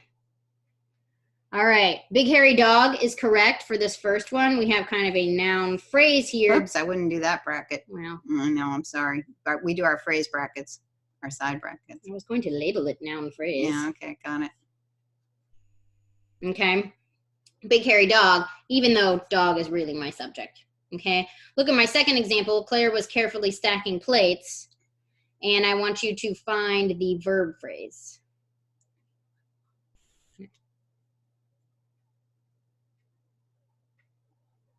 Good. Do. That whole thing is like a verb phrase going on Why there. wouldn't you just underline the whole noun?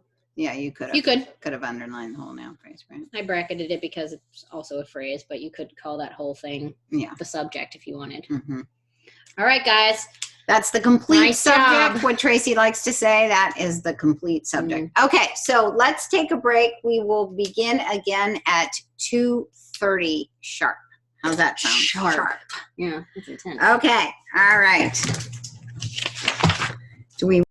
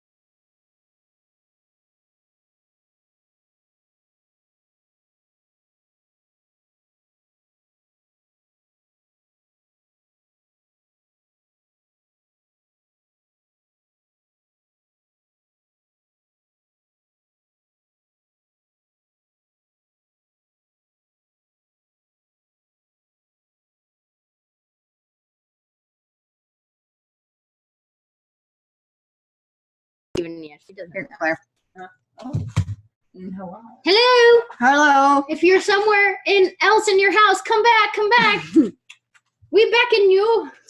I just had a bite of Dirty chocolate.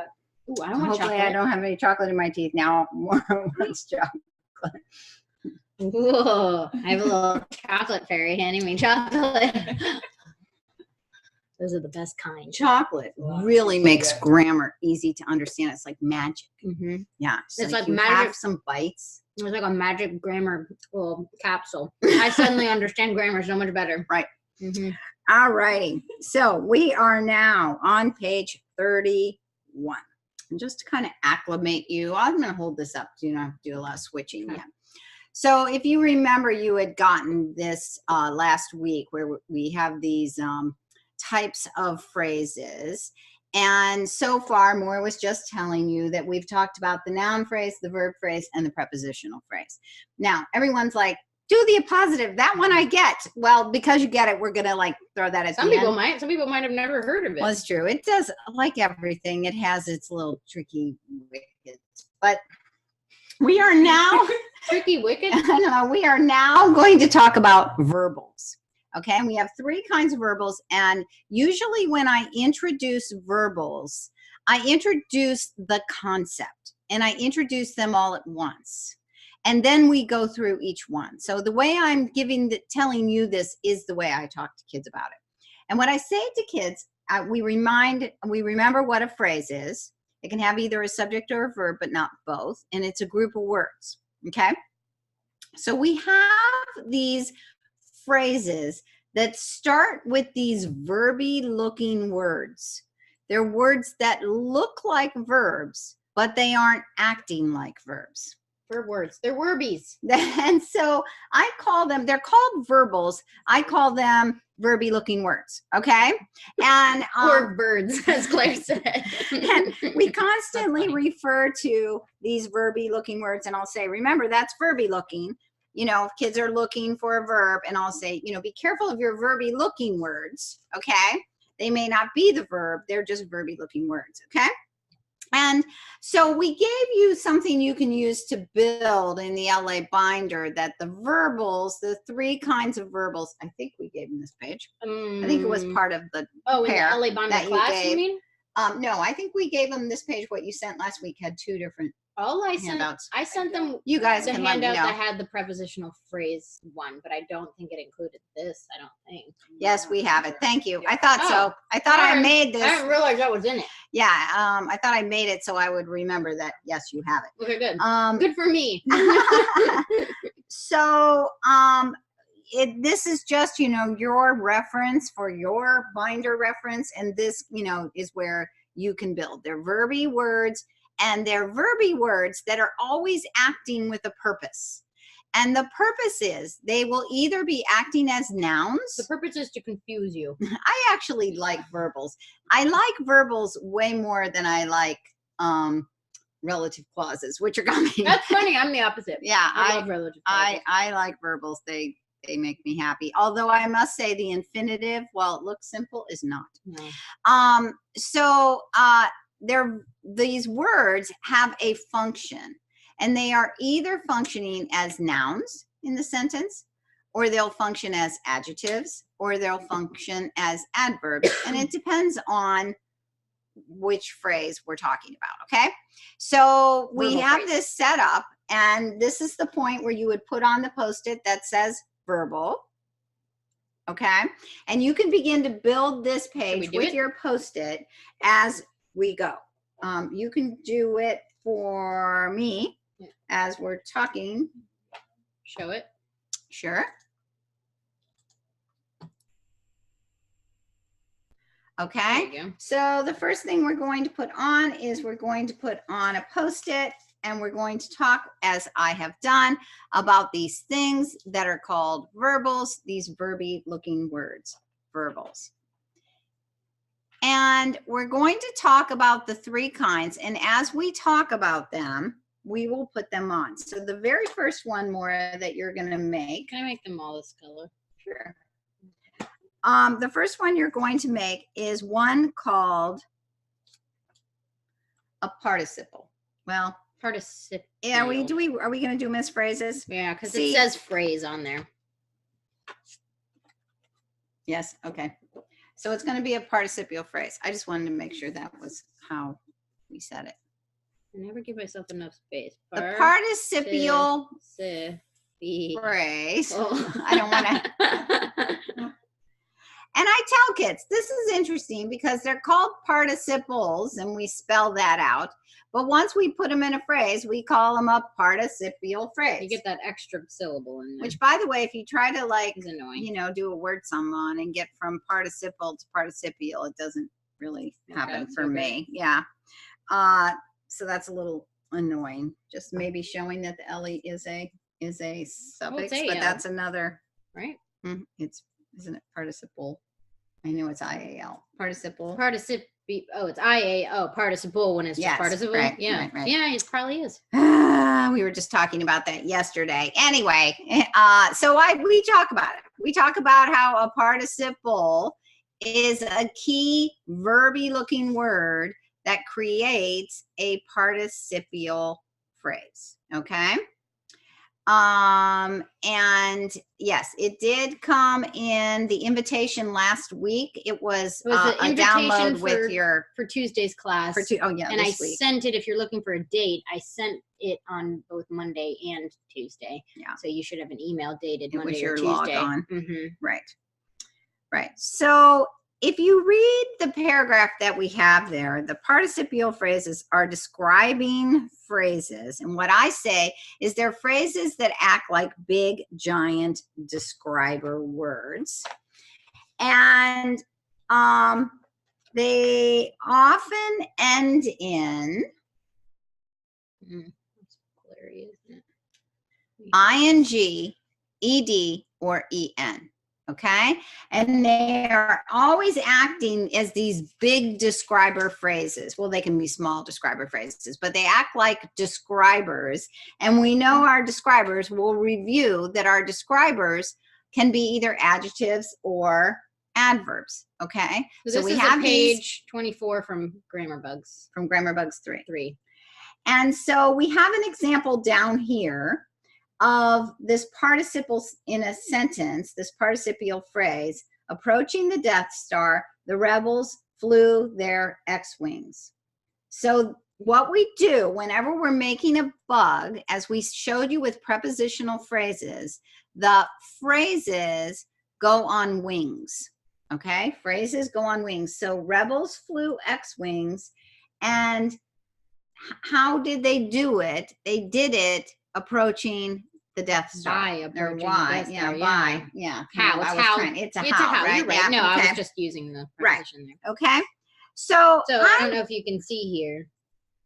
Rebels flew is actually your verb, even though we have a word that seems verby like approaching. Mm-hmm. Right? So remember, the verb is always what goes with the subject, and other verby looking things aren't really acting as verbs in a sentence where you've already determined or a clause, I guess I should say, where you've already determined your subject and verb.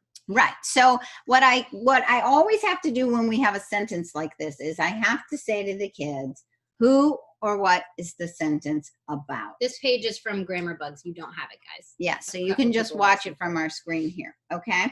So the sentence is about rebels, and we begin to put together our sentence with the bugs. This is about rebels, and what is the subject doing? What are the rebels doing? So that by then the student, and I will be warning them, there are other words there that look like they're the verbs, but they're not. So once we determine the subject is rebels, then we talk about what are the rebels doing, and that's how we get our verb. And they flew what? X-wings. And you have already established these sentence structures. Yeah. And so then we say, okay, so now we have this group of words. Good question, Angela. And it has a verby looking word in it. What's our verby looking word? What looks like an action, sounds like an action, but it's actually not an action in the sentence. Well, they pretty much will get to approaching. And I'll say, you're right. This is what we call the participle. This whole group of words we call the participial phrase, and we mark it. We bracket anything that's a phrase, we always bracket. Right. And we might label And I call it a part P. Part P. Okay? Just to And- distinguish it from prepositional But what I phrase. want you to appreciate is we marked rebels, we marked subject, and we marked verb first. We established that first because I'm teaching about participial phrases and I'm helping students learn what they are. Okay?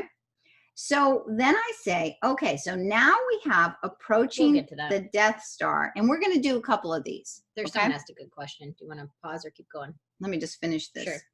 So approaching the Death Star, we now know is a phrase. So we know we're going to put it on a wing.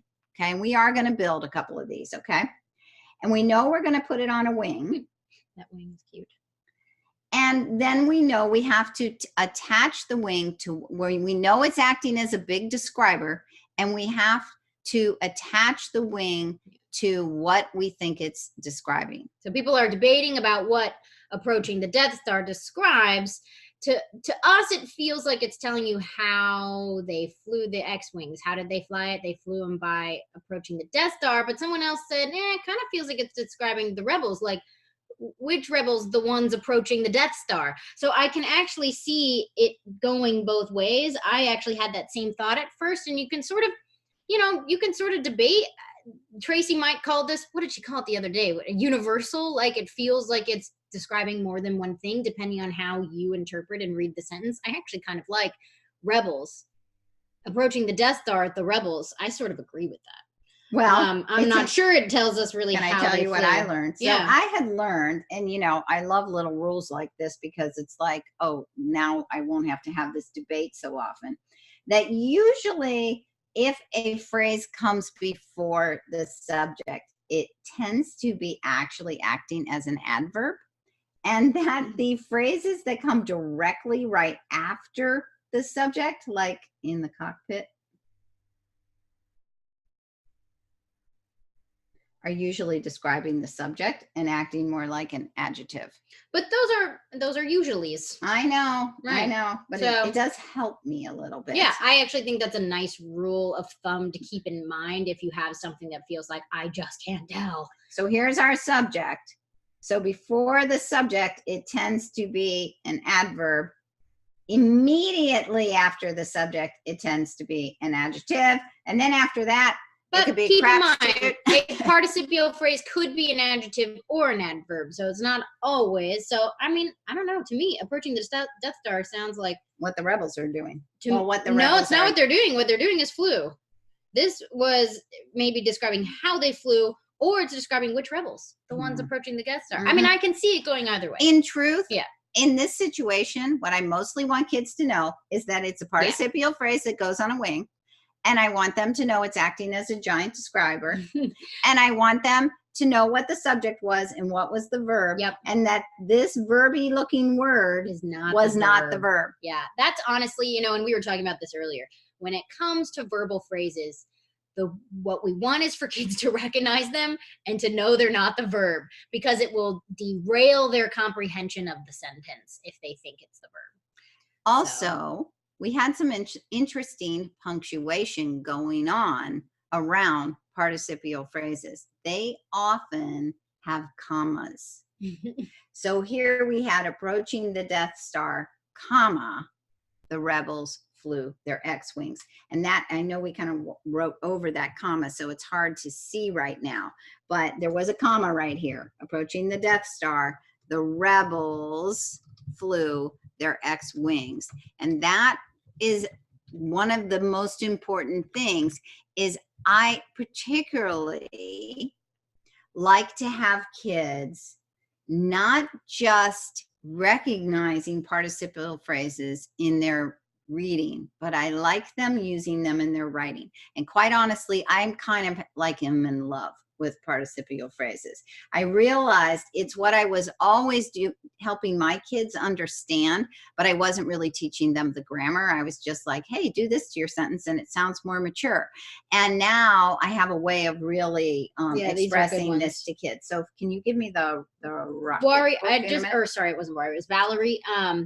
This is just one of the wing styles, and it's kind of nice because it gives you another space to write a long word. But it is interesting that she noticed that it allows you to put just the participle on the top and then sort of the rest of that phrase on the bottom to separate that there is this thing called a participle within a participial phrase, which is kind of nice. I mean, I don't know that we did that on purpose, but we did. Tracy and I actually. We did do it on purpose. Again, because if I was going to talk about one of these and have it be cool, it was going to be participial. But would you say it always has to go on one of those kinds of wings? Not at all. You could use a nice the other thing ones to too. do. Yeah, it's just a nice thing to do. We have many wing types. Okay. Mm-hmm. All right. So can I have the Rocket book? Mm-hmm. When I'm teaching more, it's got to kind of help me move around a little bit. You could switch spaces if you want. Well, then we have to keep switching back and forth. It's a little tricky. Okay.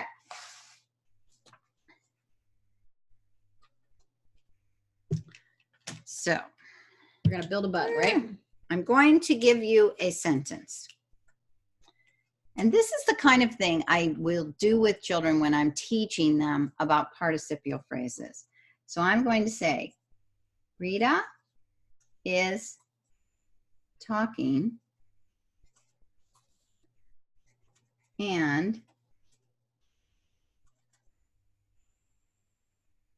explaining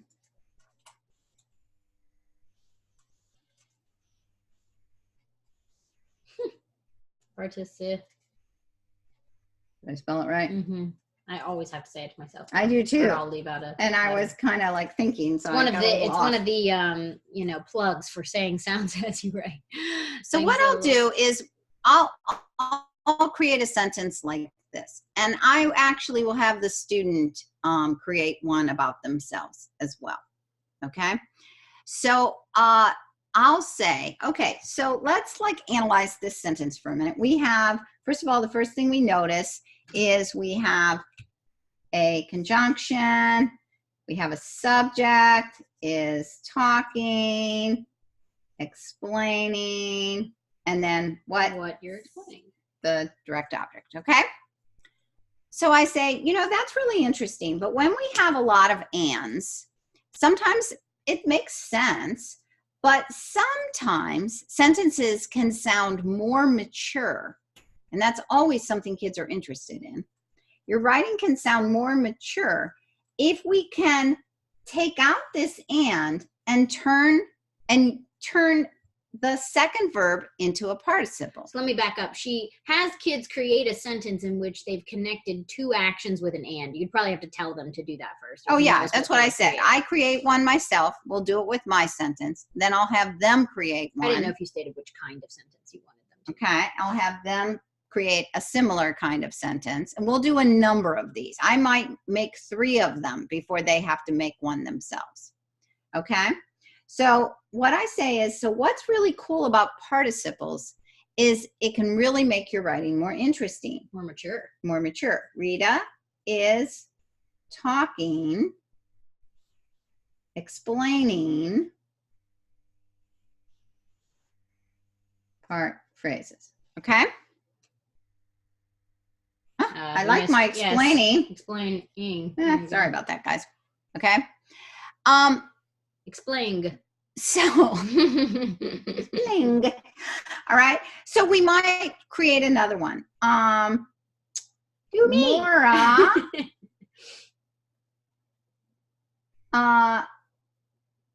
Let's do 3. Do 3 things connected with hands. Like Maura was walking, talking, and chewing gum. Or no, walking and talking and chewing gum. That's the kind of thing a student might write. Walking. Well, you'll end up with a list. That's not what I'm going for. Okay, sorry. Right. Walking and talking, and she was chewing gum. Let's not actually. Let's do this.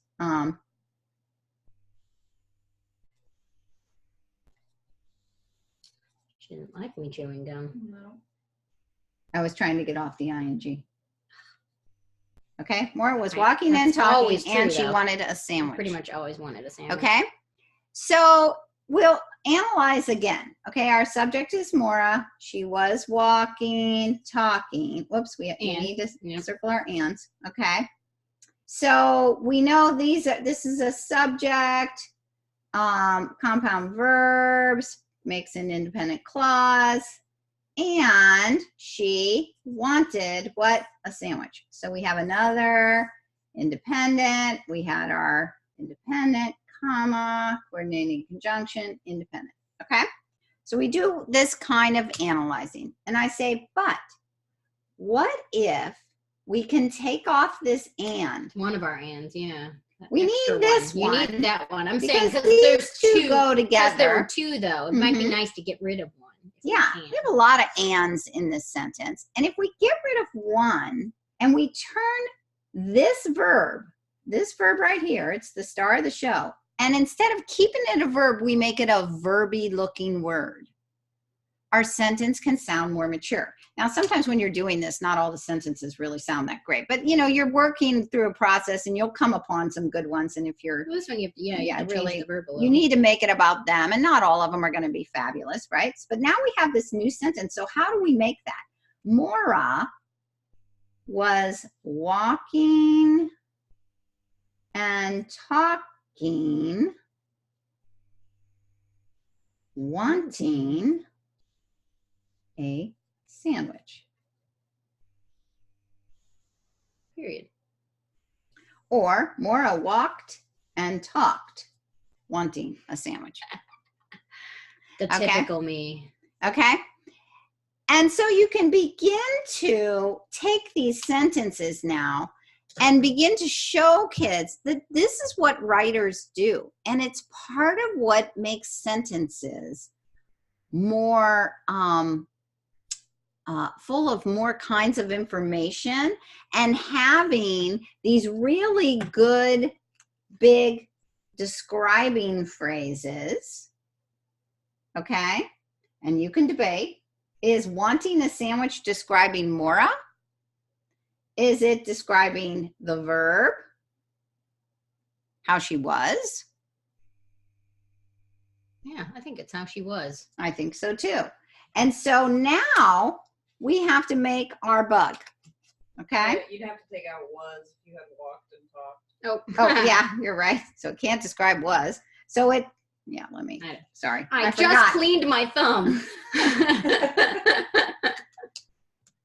It describes how she walked and talked. Yeah. Okay? Thank you, Claire, for catching that. When I took that out, Do we want to flip your page so you don't have bugs on top? well, of I was words? trying to, what I was actually trying to do was build this right underneath. So, Linda says, if your sentence read Maura walked and talked while wanting a sandwich, how does this change things? While is it, we're going to answer that coming up. That is a kind of clause we haven't discussed yet. So hold that thought, Linda. Write that example down. It is what? I just was. Yes, it is what I'm saying. Yeah. It is what I'm saying. Yeah, Linda, could you hold that for me so Yes. I have a free hand? we will answer that in the next section. So jot down that example because that's a good one and you can mark it. You'll know how to mark it soon. Isn't while one of the, Yeah, but it would create it. It is, and so it creates a relative. Yeah, No. but it doesn't create a dependent in that case. So I'm not getting into it yet. got it. I would have said, I would have We're been like, right. they're like, what are they saying? They're not telling us the answer. Well, Here, actually, push that up because I don't think they can quite see it. okay, Maura walked and talked. Remember, we got to keep these together. This is a really good way. I'm not drawing this And then wanting, I'm like hovering over Maura here. Sandwich. Okay. So that's kind of describing what I can do a lot of walking and talking while still wanting a sandwich. It's pretty much my regular MO. Okay. So we have this sentence now where we have this describer word, and this is where the wings can be powerful. You know, we talked about how the leaves can be powerful, how the you know, these components that we add can be powerful for what they're doing. And once again, as opposed to sentence diagramming, where this wanting a sandwich would be broken into all these little branches, instead we hold it together, and its job, and that's a rather cool looking book. Okay. Yeah, it actually is. So its wing is now describing, it's working, it's verby looking. Okay. Walked, talked, and wanting, those all look like verbs. But what actually is acting as the verb is on the body. That's the only place we put verbs. And what's acting as a phrase and a describer is on a wing. So we decided that we thought that wanting a sandwich described walked and talked because it was how she was walking and talking. She was doing it in a wanting sandwich way. Right.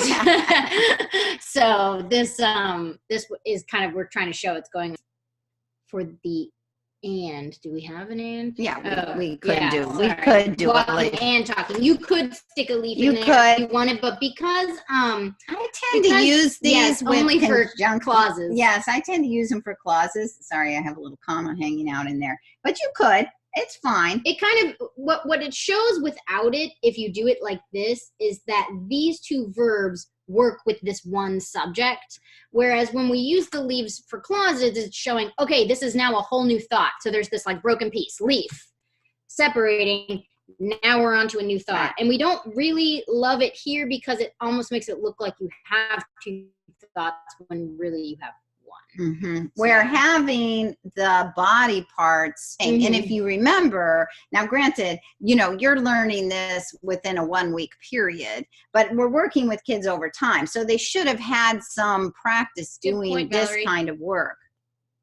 She said, do you show kids that you can move that to the front of the sentence? Yeah, so what's nice about putting phrases on wings is you can start to show there's flexibility for how we build our sentences, especially with these chunks, phrase chunks, right? We could have, had it upside down or something. Yeah, I don't know. Now it's you would have to probably rewrite it the other way. But yeah, wanting a sandwich, Maura walked and talked. For sure. And it could even be Maura wanting a sandwich, walked and talked. Now that feels like that's describing Maura. Describing Maura if you say it that way. Yeah. Which is okay, because there's an interesting conversation. To me, it still feels like it's describing And what I like about still how I'm walking and talking. What I like about this is with the participles, we talk about not only this flexibility. I'm really glad you brought that up, because I almost didn't mention that. And this is a key thing that I like to do with kids. Yeah. I like to move it around so they can see the kind of flexibility we have, but also we write those sentences so we can talk about, hey, what happens to the punctuation? So if I say Maura walked and talked, if you notice I had comma, wanting a sandwich. Right, it changes. If I said wanting a sandwich, Maura walked and talked, I need a comma here. Wanting a sandwich, comma, Maura walked and talked. And we really work on how the punctuation changes. So what happens if I say, this is kind of getting into later territory, but right, it's okay. Once you teach your positives, what this happens? makes sense. What happens if I say Maura? Well, this is actually kind of doing both. If I say Maura wanting a sandwich, walked and talked, where are the commas going to be? Right. So we would have a comma here and a comma here. Maura wanting a sandwich, walked and talked. Now we might have a conversation that when we have information that's captured in commas, that's often extra information that can be removed, and the sentence will make sense without it. Maura walked and talked, capture it in comma, add this describing extra information, wanting a sandwich, now we need it back in commas. And I just really like working with participles. I spend a long time doing them.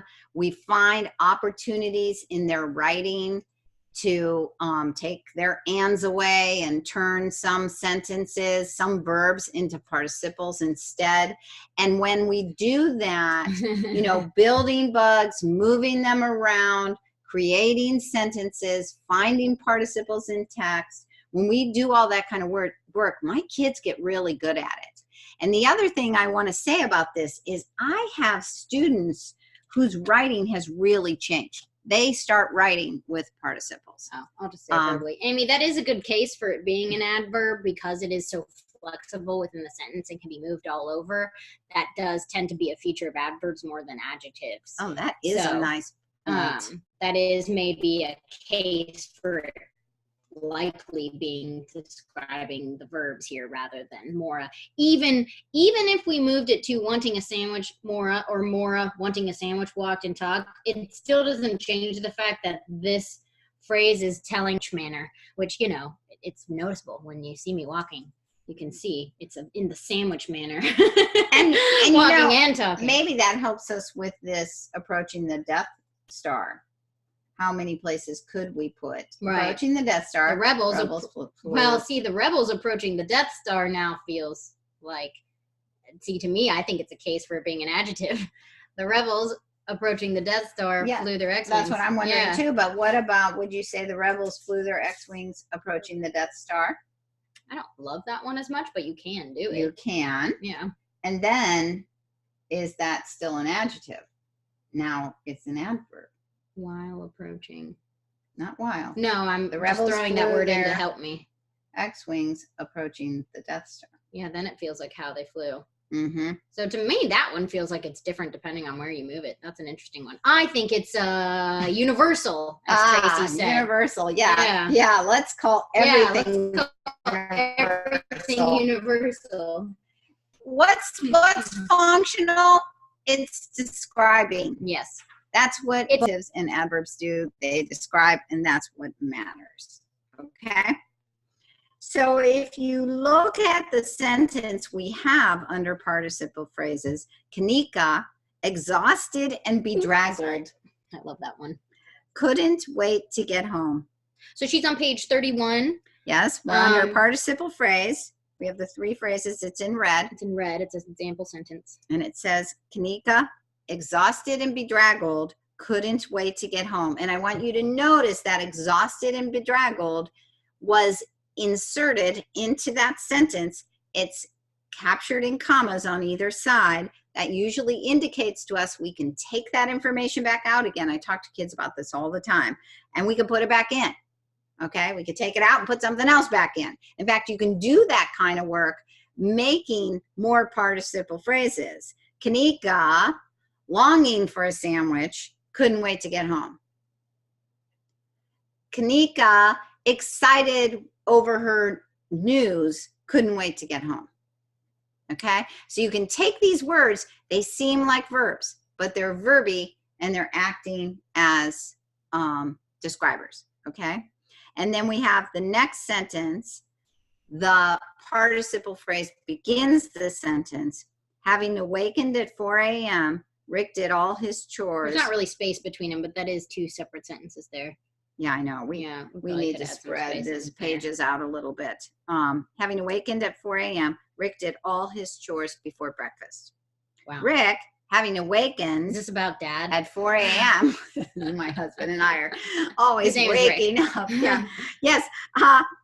She probably did do that. I could see Tracy throwing that in. Yeah.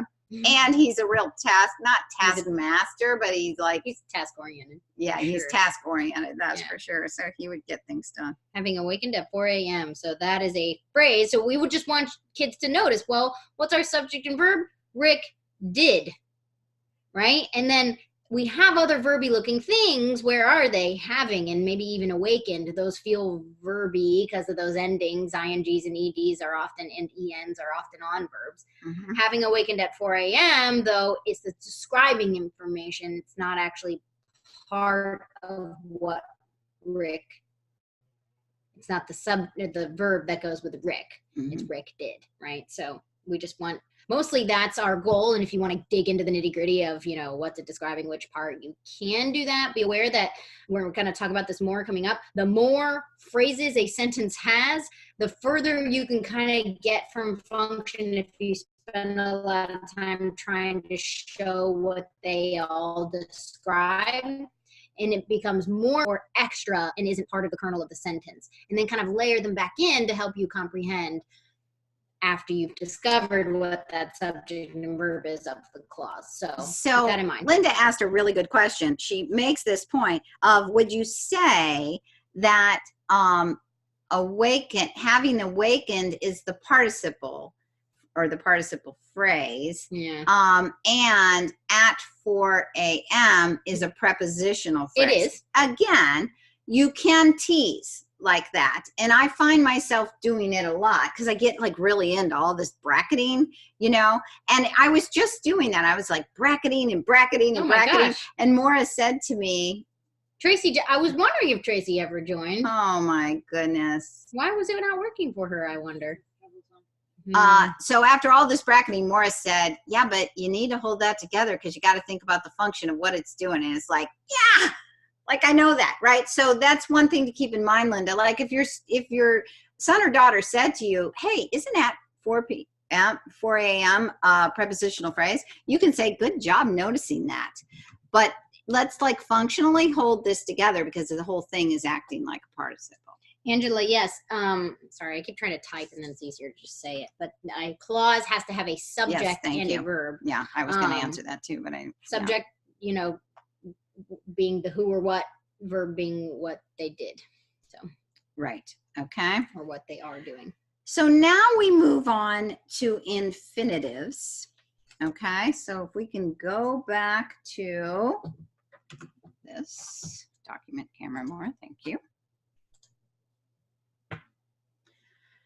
Now, just so you know, if I lift that I sign. do spend actually a long time on participle phrases.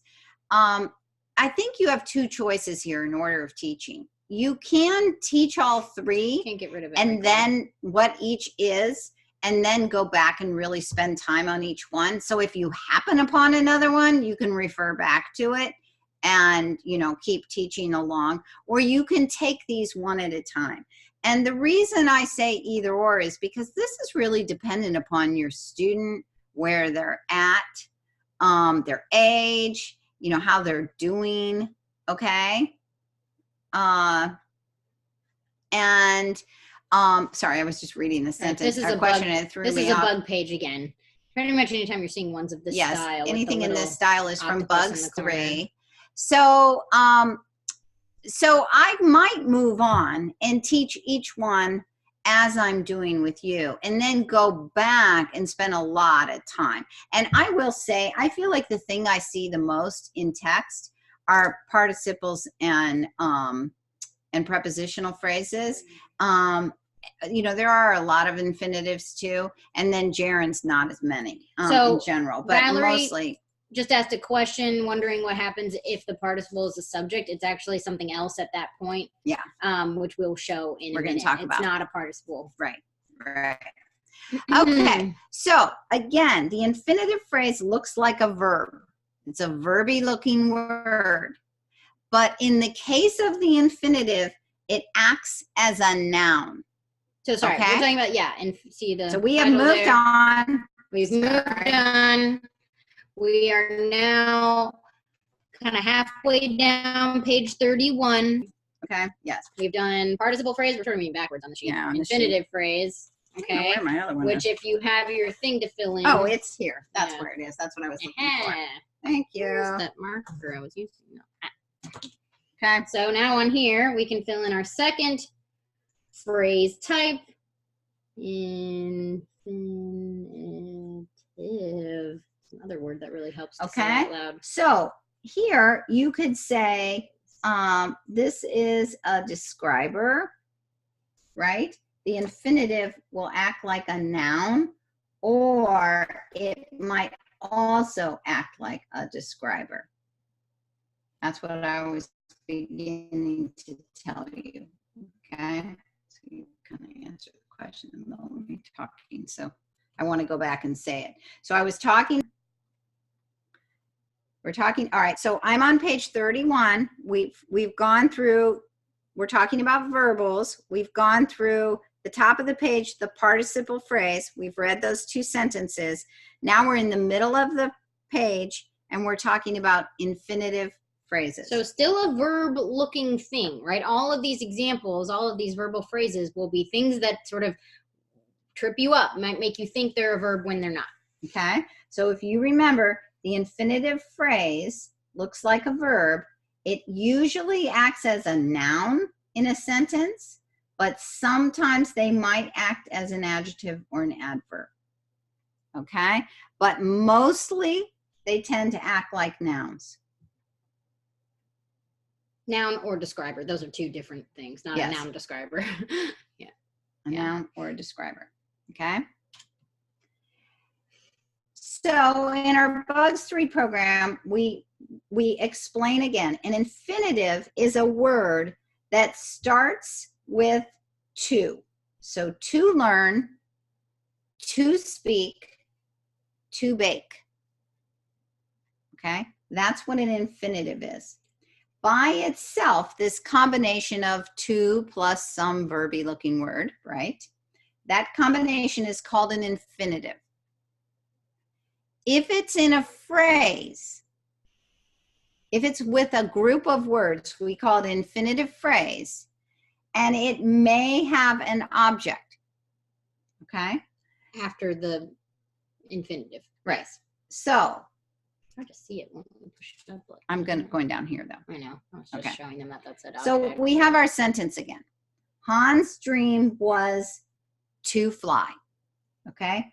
Hans' dream was to fly. What is our subject? Dream. Oh, sorry. Okay. I didn't realize you were asking. Yes, I was asking. Okay. What is our verb? Okay. Hans is just describing whose dream, right? Okay. What is our subject complement? Or, yeah. Oh, I just realized that's Han, not Hans, because it's Han, like Han Yeah. Solo. Yeah. Okay. So this is acting dream equals to fly. But it's also, And it also is an infinitive. which you can bracket, right? We bracket those. I don't always bracket the infinitive, but this is an Oh, equal I sign, do. by the way. But if it was to fly, I do because it's still two words and my kids want to bracket it. space, yes, you're right. I Yeah. do too. I do bracket it. Crafts. Okay. It's trying to come up with Oh, something. like a object of the infinitive. Now we have a phrase. We have our infinitive. We now have an object of the infinitive. Yeah. That's what that says. I know it's hard to read with the glare. Do we have this light on? Mm-mm. I think That that would be a helps it bigger actually. glare. Oh, Here, Okay. it's something about it being flat on the table because if I lift it up, then you can see it. okay. So now we put this on our bug. Dream was to fly. Now, why didn't I put this on a wing?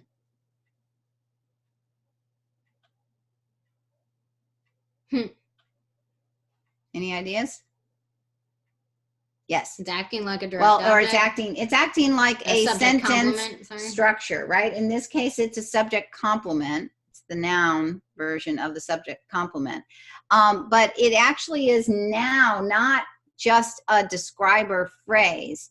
It actually has a role as a significant player in the sentence, right?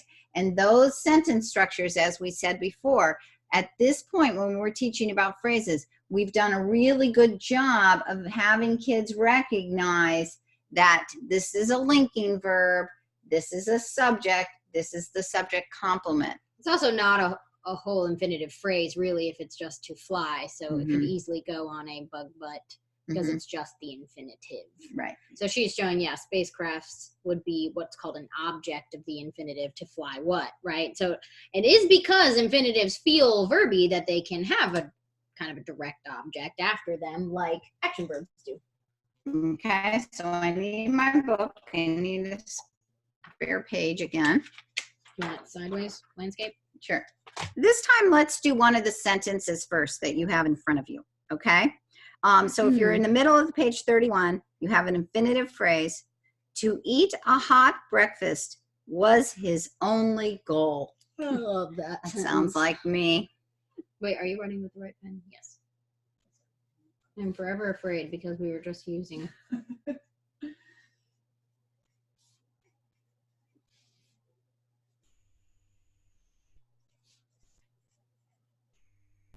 Okay. What is the subject?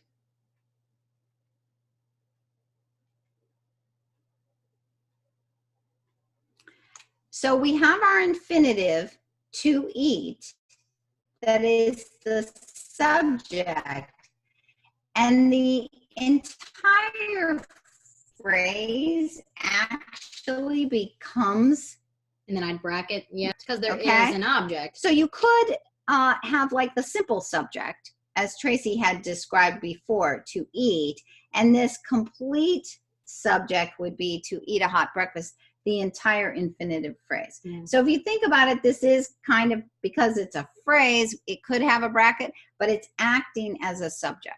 Oh, I still bracket and then underline to show that it is both a phrase and a subject. What is the verb? Okay. So now we know we have a linking verb, right? And so a linking verb is going to connect to a subject complement. What is our subject complement? Okay. We do that, right? Mm-hmm. Like a circuit. Yeah, it does look like a circle. To eat is the goal. Okay. And its most essential parts.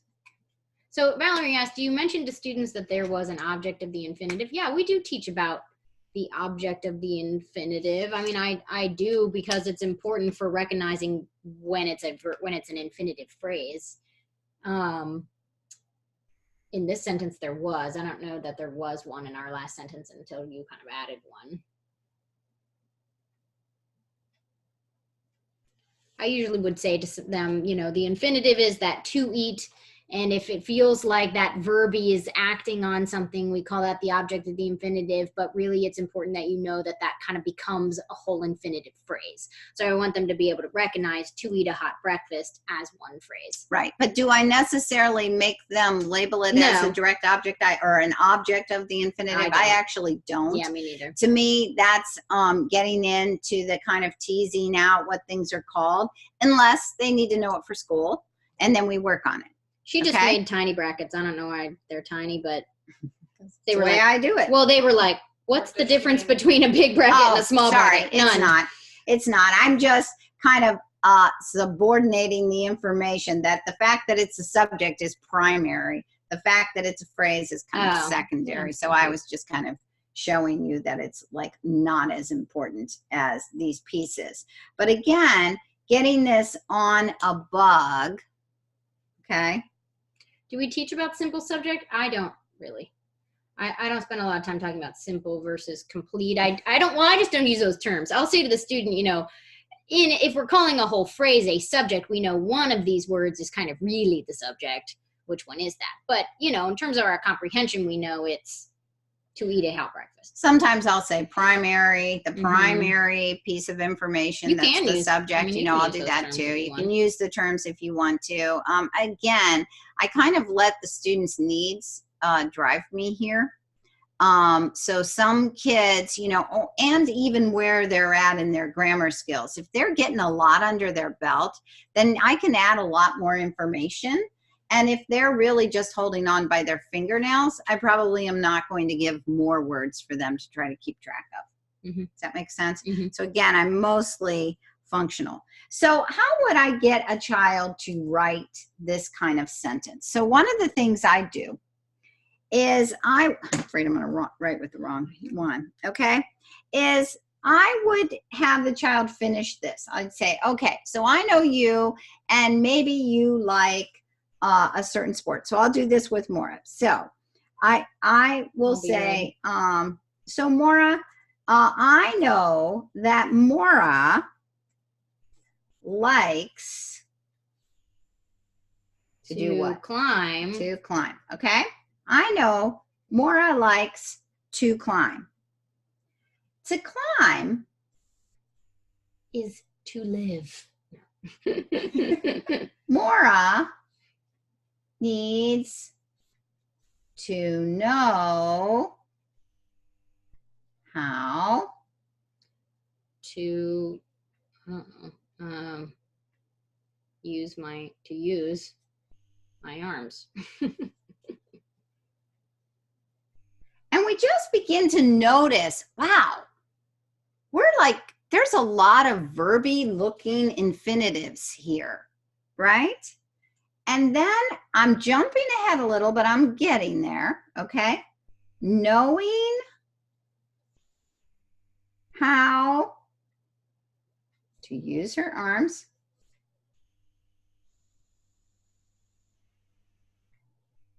Is what more? To the subject. Sorry, someone was reviewing some marking system so I think it was Nolani. Yes, direct object is an under bracket, no dots. Indirect object is an over bracket, no dots. Subject complement is always this complement with the dot over to the subject to show that this thing equals that thing. And I don't know that you need the dot. I just somehow feel like when I put I kind of anchor it to the word that way. It just somehow gets the kids to kind of pay attention to it. You know? Right. Yeah. Okay, sorry. Where were you? Knowing how to use her arms She is. would not answer when I'm talking. Just What? wait till after I'm talking. Oh, well, I got Knowing distracted. how to use her arms is Essential. I don't know. Important probably would have been better. a killer. Hard. Difficult. Okay.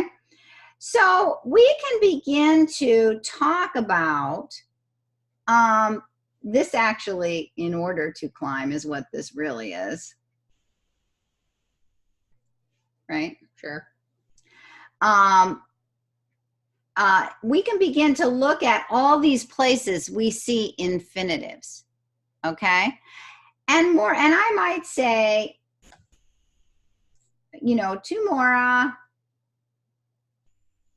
to climb is what? Life. Life. L'chaim. Okay. Entertaining. She could have said anything, right? Fun. If you start a sentence Exhausting with is what I would say. so-and-so likes, you'll almost always have a child finish it with an infinitive. Almost always. Yes. They almost always go towards an action. So a young child, we might make a book. Things I like. Mm-hmm. Mora likes to climb. More. Next page. Mora likes to ride her bike. And you might have things Mora that are likes- just direct objects. Mora likes, food or something. Yeah, sure. You But could get that, right? You get a lot of infinitives. Right. Okay. Things I like. The thing that kills you about infinitives is, I think, is that you can get a lot of these infinitives and you start just feeling like, oh my gosh, now which one's the infinitive? Which one's the prepositional phrase? Yeah, did you talk about that? It's really, do you want to give a comment here? I was just going to say, I don't know if we mentioned, but it too, I don't know if you remember, is also on our preposition list. Right. So if it comes before a verb-looking word, it's an infinitive. If it comes before not a verb, it becomes a prepositional phrase. So if we were going to make a bug in this last sentence, to Mora, to climb is life. Let's not use that one. We'll use To Mora, let's to use a climb. different one. That I fluffy can't. one. Yeah. I can't get it. To climb is life itself. Sounds so profound.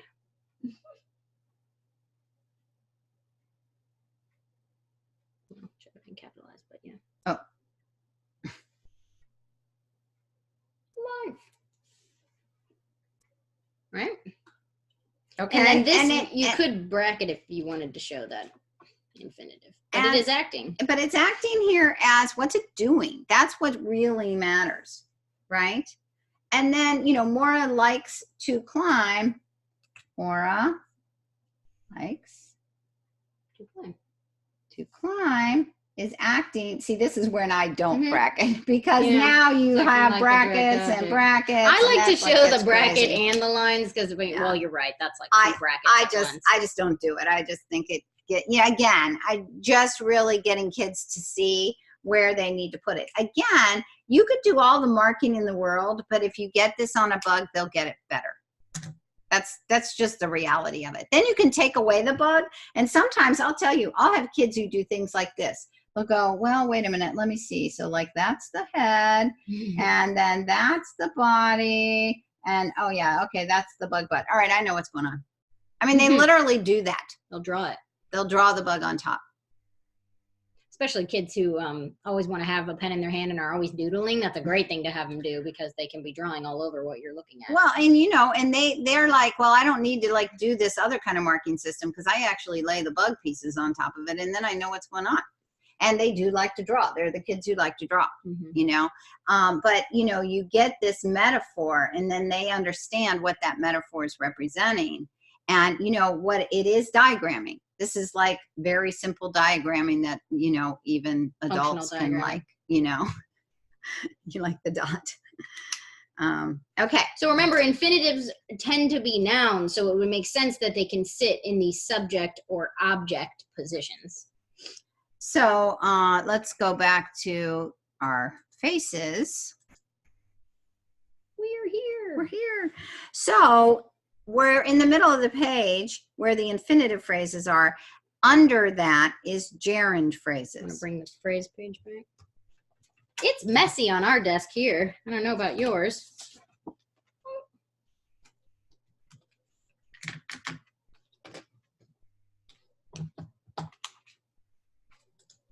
All right. We're back to this. We've now learned participial, infinitive phrase, and the last one is what's called a gerund phrase, which I think someone asked a question about. Yes. A few moments ago. So let's talk about what it is. All right. So from Bugs 3 again, we have gerund phrases look like verbs, but they always act as a noun. They may not always be the subject, but they're always acting as a noun. So let's just mark that on our page. A gerund is always acting as a noun. Now remember, we said these verby words act like nouns, adjectives, or adverbs. So you notice these participial phrases are always adjectives or adverbs. They're always describers. Infinitives can act as nouns Either. or describers. And gerunds are always acting like nouns. Okay? So we have our example. Like all phrases, a gerund might have an object of the phrase. It may also have modifiers, okay? They always end in ing. So we have an example down here. Buying a speeder was Luke's fondest wish. So our noun is buying. Buying the phrase, a speeder. The object is speeder, okay? Buying a speeder, gerund phrase, is our subject. Was is our verb. Was what? The wish.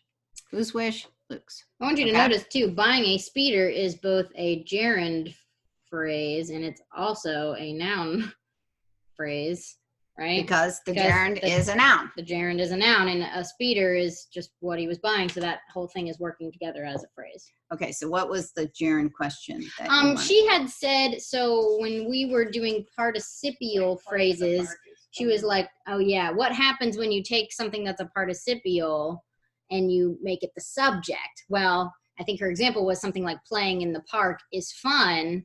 Well, that actually becomes a gerund phrase at that point. Even though ing verbals could happen in participles, they can also happen in gerunds. And if it is acting as a noun, a subject or an object, it is a gerund. Right, so she has playing.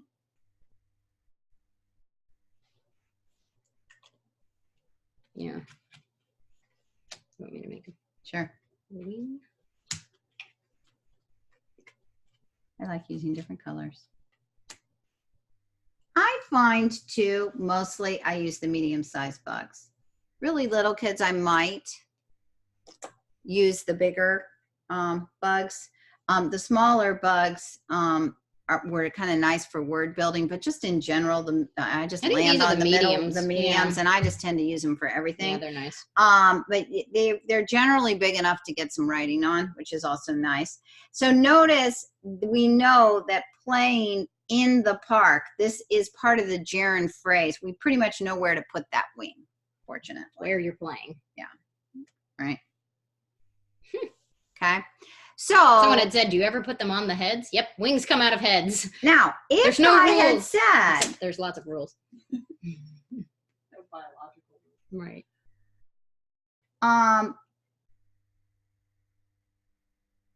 if I had said,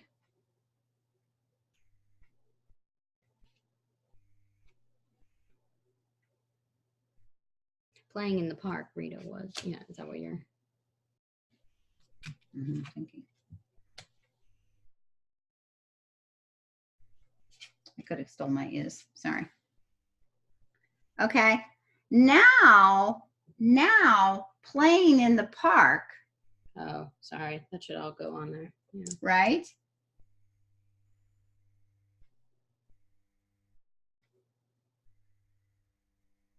Rita, playing in the park, is having fun. What kind of phrase do I have now? Playing in the park, Rita is having fun. Probably kind of, I'll put it here in the sentence. I just said it. Yeah, they Yeah. can decide. What kind of phrase do we have? Playing in the park, Rita is having fun. Yeah. Rita, playing in the park, is having fun. Rita is having fun. Playing in the park. Yes, I think Amy answered. Right, so it's a participial phrase. So in this one, playing is fun, it was a gerund. They're both verby looking words. One's acting as a noun. The other was acting as a big describer phrase, probably an adverbial. Yeah, it's interesting the way you set this up because you can see that in a gerund phrase, the which is often, I guess, another prepositional phrase or other information following the gerund itself kind of becomes its own phrase. Like it can be separated from the gerund. Whereas playing in the park, I guess, could also be split up as a participial and a prepositional phrase, but this becomes a whole describer phrase that can be moved all over the place. I don't know. Now- I kind of like that the bug sort of shows you that. Now, The whole phrase on the head. Yeah. For playing in the park. Well, you could also do that functionally. Claire was just saying, like playing in the park. That's You could do different. that because it is a noun phrase. So if you want to do the noun phrase thing Mhm. and show the entire noun phrase on a head, you can. Or you can show the in the Yeah. park we part have a on a wing. tendency not to have done that as much. Well, right? we had just talked about noun Right. phrases and verb Right, phrases. so though. you could. So if you're trying to be more chunky. So moving on to page 32. Okay. Back to our faces, or do you want to stay here? Let's go down. Let's do the very first sentence. Remember, we don't have punctuation here. Okay. Kanika arrived carrying gifts for the family, but she forgot to wrap them. Do you want to just write this? It's easier than me writing on Sure. top of you. Dictate it for me again, please. Kanika arrived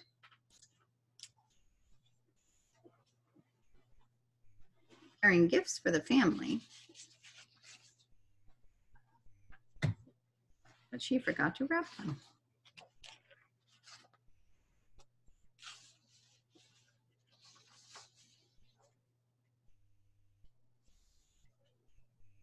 Is there any punctuation in there? Nope, we're supposed to put it in. Okay, so if you can start telling me what is the subject. Oh, first of all, notice if there are any conjunctions and circle the conjunction and tell me what the conjunction is. And Ashley already told us, but we have a but. A but. Okay. So looking, and we don't have any other punctuation to note because this has punctuation left off. Looking before that coordinating conjunction, but we have Kanika arrived carrying gifts for the family. What is the subject? Okay. What is the verb? What is Kanika doing? So Kanika arrived is what she's doing. And you can really see where kids would say she's carrying. Yep. Right? But what is carrying gifts? It's a participle phrase. So we're going to bracket that off. You can mark it. Its job is describing how she arrived, right? And then for the family, what is that?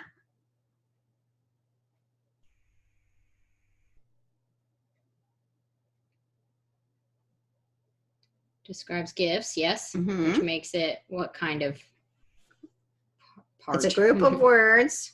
It does make it. It is acting as an adjective. It's a prepositional phrase. Yep, it's a prepositional phrase. And you're right. It is describing, I don't have room, but You can do a little arrow. describing Okay. gifts. So Kanika arrived carrying gifts for the family. I did. I bracketed the participial phrase. Okay. I think she means with the, like, bracket it with it. Oh, bracket with the participial phrase. Like, 'Cause Carrying gifts for the family. That, in that yeah. case, the participial phrase has its object, carrying what gifts. So we kind of have the whole phrase there. Then we have our coordinating conjunction. Yeah, and they're saying sometimes we've been kind of lumping Yeah, we have. participial phrases with a following. We have. Sometimes we do, sometimes we don't. You know, what are the needs of your child in terms of how many, do they need less pieces in order to comprehend, or are they okay with splitting it up a little bit more? And I think is- also, I have to say, I think that sometimes it just feels like it's a little more separate. You know, she arrived carrying gifts feels like one piece of information. Yeah, you actually There's already kind of had a this phrase. functional Yeah. part of it. For the family feels like additional information, Mhm. where in other times it felt like it really was a part of the meaning, much Oh, more no. the part of the meaning. Are we telling them to just go by how it feels? No. Oh no. No, we're not. Okay, We're sorry. not. You want to continue? So we have but, okay? And then we're looking to the right of or after the coordinating conjunction. And do we have a subject? It is overwhelming. Yeah. Well, we'll get to that in a second. And the verb, Oh, sorry. Forgot. Someone Go had said ahead. it. and she forgot what to wrap, Mhm. right? So we have to wrap what? The infinitive phrase. And you know, Linda, I agree. And this is why, you know, you start having grantrums, you know, because, and you almost can get in an argument over it, you know. And Maura and I were actually disagreeing on something else, and I was separating. And again, I think what kind of won me over to her side is she reminded me what's more functional. So for your kids, if it feels functional to keep it together, to hold that meaning together, it's not like we have hard and fast rules here. Again, there is a lot of finessing for what we feel like works for kids. And we can tease out all kinds of things, you know. We could tease out, I mean, in truth, I mean, I, you know, when I was telling you about the one program I first used, kids had to mark in an infinitive that to was a preposition. Yeah. And I was like, to's not a preposition, it's part of the infinitive. Well, I mean, it technically, is, but parts yeah. of speech, it was, you know, so I just think sometimes you'll feel like, if I was reading this and phrasing it, I might feel like that was like extra information. In this state, it feels like it was the whole subject. But there are times I kind of like, Maura thinks one way, I think another, or we do it Tracy one way. thinks a third way. Yeah, Mhm. or we do it one way and you question and we're like, yeah, you're right. You know, it's And you guys have been astute in noticing that we do need a comma before but. Everyone was like, put the comma, which we hadn't done yet, because you also noticed that we have this clause mechanic going on. right. Yeah, what about the comma before carrying?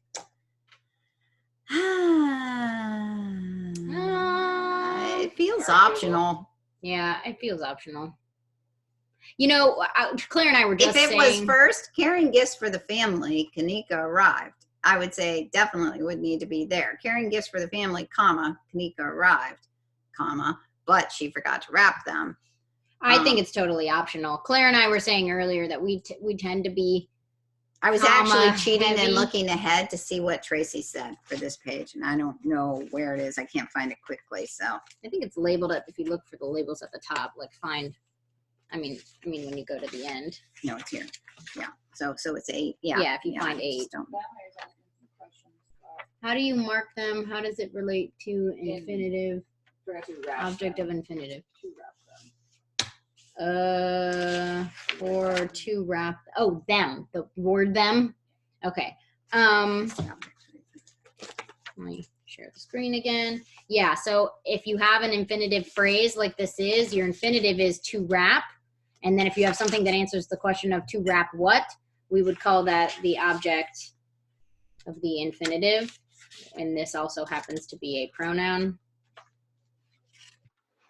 So if you want the nitty gritty of what every word is, again, functionally, I wouldn't necessarily, I might have a student tell me if that was an object.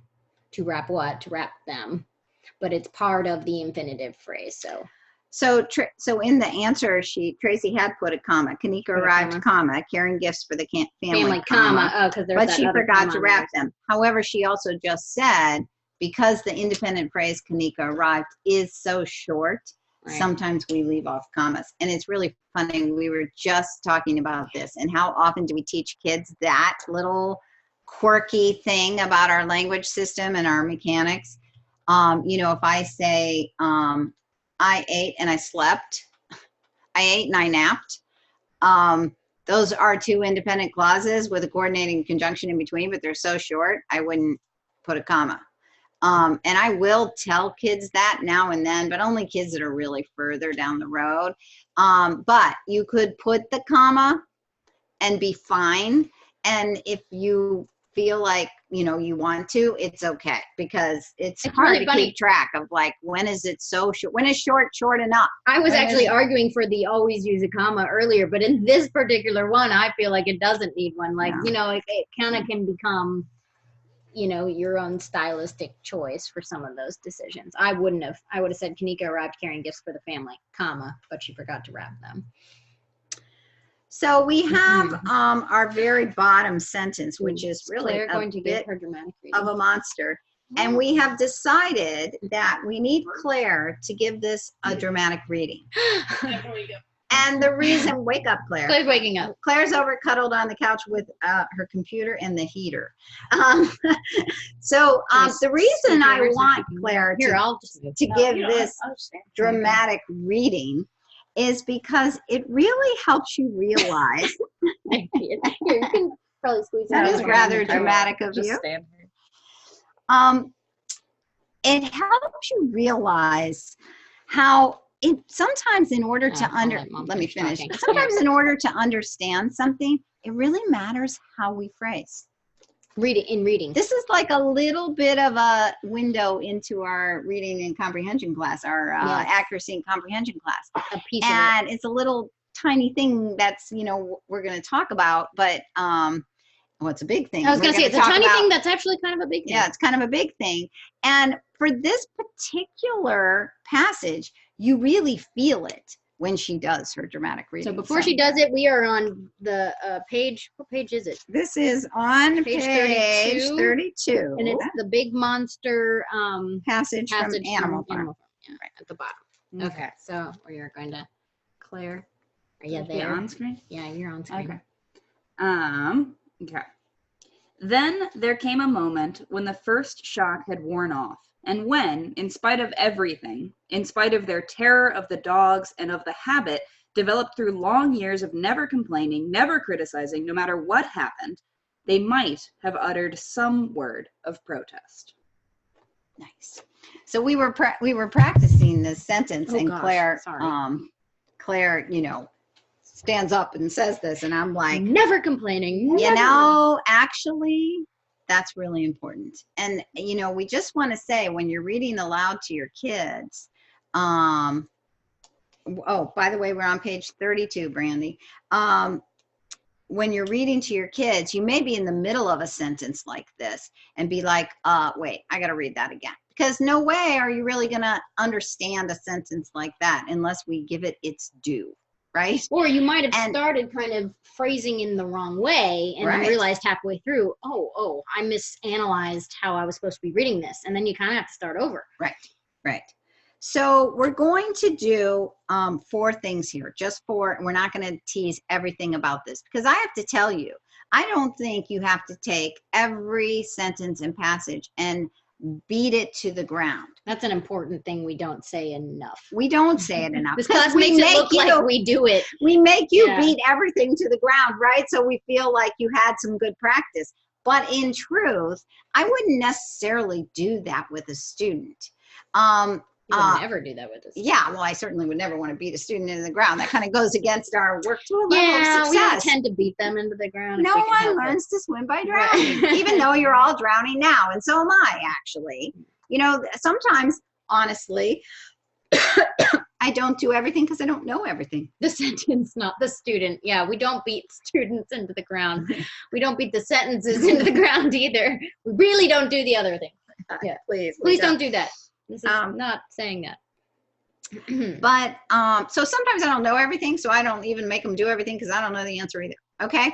And also function. It's not always functional to get every nitty gritty thing. Right. So we're going to do 4 things. Okay. Number 1, find all the conjunctions and punctuation and circle all of it. I'm going to share our screen so you can see kind of a bigger version of it. Will you be my hand? Oh, sure. Will you be my hand? Okay, what did you just say? I said, fine. She never listens to me. Do you notice that? No, it's because when you're not the one teaching, you're doing other things like reading comments and whatnot. And then you answer while I'm talking. Oh, you did it to me too, by the way. Find the conjunctions and punctuation and circle all of them. All right, I'll give you guys a second and then I'll start doing it. Find conjunctions and punctuation and circle. You're circling like commas and whatnot. We don't have to circle quotation marks. Yeah, no, sorry. I meant. We could circle dashes, Yep. though. Yep. I would. All right, so I'm going to start with that. I see a comma. I see a dash. Comma. Comma. Comma.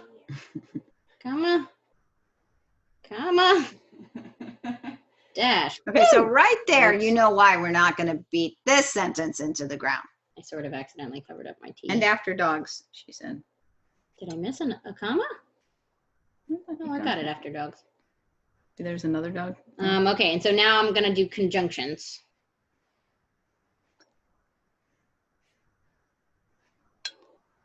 And when? Do you want them as one or two? Kids tend to find them individually and then kind of realize they go together. Remember, that's similar to what we talked about earlier is the But and still. then, but still, and when. And.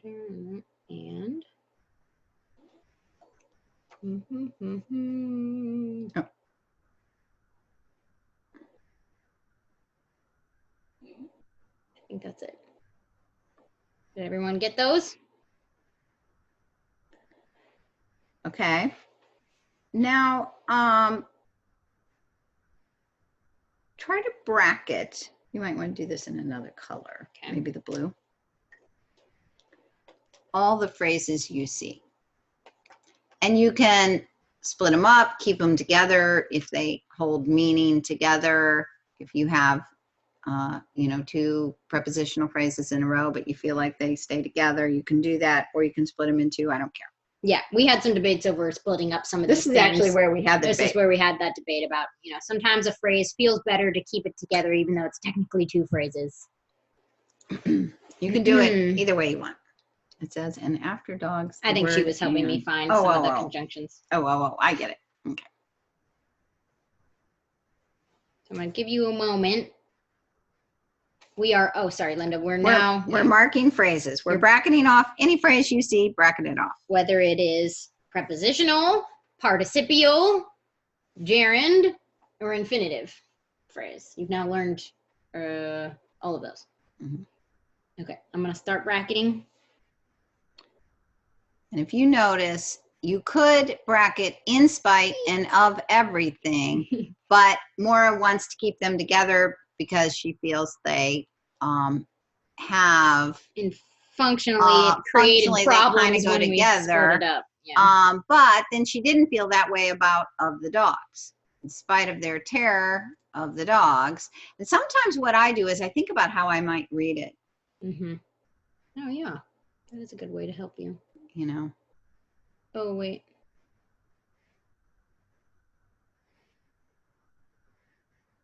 Did we split those up? Yes.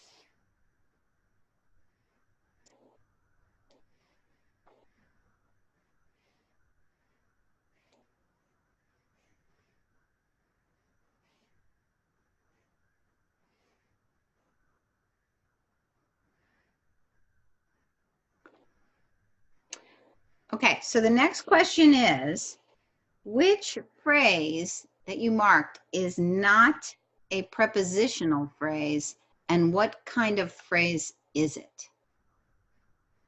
We said there were maybe two. I mean, didn't we kind of call that Oh, one? yeah, we possibly saw two. There's another debatable one. Yeah, Chantel, I wouldn't want to be arriving now having missed some of this. Developed through long years is a participial phrase. See, Linda, you rock. Good job. She got it. And, so And there's Dana another got one. it. Can you guys find the other one that's possibly participial, depending on how you kind of interpret it? It's one of those, if you want to say there's sort of an implied word, maybe not. But if there isn't an implied word, maybe it is. Oh, she's asking about no matter what happened. Well, that's not. We'll get to phrase. that. It's not actually a phrase. I don't believe we marked that. No, yeah, because that's a relative. I don't That know what one that is. is. Yeah. I think that's relative. Yeah, that's what we thought, but she got it. Never criticized. Yeah, this one we said was also possibly a participial because of that criticizing, but You know, also the never there's, before, it might kind of throw you off. there's but also if it sort of was just an implied of. There's an implied of, but they didn't use it. No, they didn't, which is why So- we labeled it as a participle. If it just said criticizing, you might notice it sooner. The never kind of threw me off, honestly. Okay. So the other thing is ignoring everything between the dashes. Okay. So all that information is like capturing in commas. We can take it out. That is the way we might look at this sentence and really figure out the sentence mechanics, the mechanics of the clauses. So, you know, then there came a moment when the first shock had worn off, and when, in spite of everything, go all the way to the end, they might have uttered some word of protest. Okay. Just so you guys know, we sort of have a kind of clause-ish thing there. It's not really a phrase because there's kind of a subject and verb in there. So we haven't learned what that is yet. So just don't worry about it. So we have the there came a moment at the top. A moment came. A moment came there, right? So that's independent. Remember the locative, guys? Words like there and here. So you can bracket and make that independent. Uh-oh. And then when the first shock had worn off, and when, okay, so that when the first shock had worn off is, I think we have a phrasal verb there. yep, got a phrasal verb. That's a dependent. And then it says, and when, but the end of that dependent clause is way here. When When, in they, spite of everything, they might have uttered. when they might have uttered. So we'll call that a Might have uttered what? some word of protest. All that. We'll call it dependent. So we ended up with this Which actually independent, starts here. yeah, independent, dependent, dependent. And instead of the commas between the dependents, they actually use dashes. Well, to insert a lot of and they inserted a whole bunch of stuff in between. The reason I think this is, chocolate, time for chocolate. Chocolate and wine. This is usually about when I'm feeling that. The reason I do this is just because this is, again, what really happens in our language. We have, and if we're going to be too obnoxiously meticulous, we are going to end up hurting ourselves, right? But if we can get a sense of, if you notice when I did this, I probably wouldn't even necessarily ask the student to do this final part. I probably just would have read it and noticed if we took out all of that, the way the sentence really reads, and then what is all that other stuff saying? The last clause is dependent, Valerie, because it actually started with this subordinating conjunction up there. When they might have uttered some word of protest. It's hard to see, though, because of all of those phrases, which is why we say functionally it's nice to be able to go phrase, phrase, phrase, phrase, phrase, phrase. Okay, let's remove all of that and kind of see what we have and reread it. Then there came a moment when the first shock had worn off and when they might have uttered some word of protest. Now we can kind of layer back in those phrases and see what, you could have maybe when in spite of everything, they might have uttered some word of protest. Right, then you can kind of layer those things back in spite of everything. And now we have a bunch of in spite and of what terror everything. And dogs. So now you're into, why did the writer do this? In spite of everything, what is everything? Their terror, the dogs, this habit they developed, right. The never complaining, the never criticizing, no matter what happened. That's the everything. And then the other thing that's important here is Brandy says, "Oh, I see why the author wrote like this, because he hates us." Well, not quite. It is an interesting style. He's beating the reader down the way these poor animals are beaten down. It's true. He's right? actually evoking a sense of drudgery almost, here, right? And right? mood, yeah. Yeah, this is writer style stuff. And that's why we had Claire read it the way she did. Right. It's building, right? In spite of their terror, of the dogs, you just and of feel the habit. that. The whip, developed through long years of never complaining, never criticizing, no matter what, right? We talk about when words are repeated, they're building mood. All of these phrases are doing that too. Well, and also he was writing to an audience. Whose fault is this, right? Like, you could have done something, but you didn't do it. And now look what you've inherited. You know, there's a little bit of some theme going on here too, right? So we got mood, we have theme. So implied. Yes. What I would do more than anything, honestly, more than anything, I would talk about why did the writer write it this way? Mm-hmm. So you don't want the grammar to take away from that too much.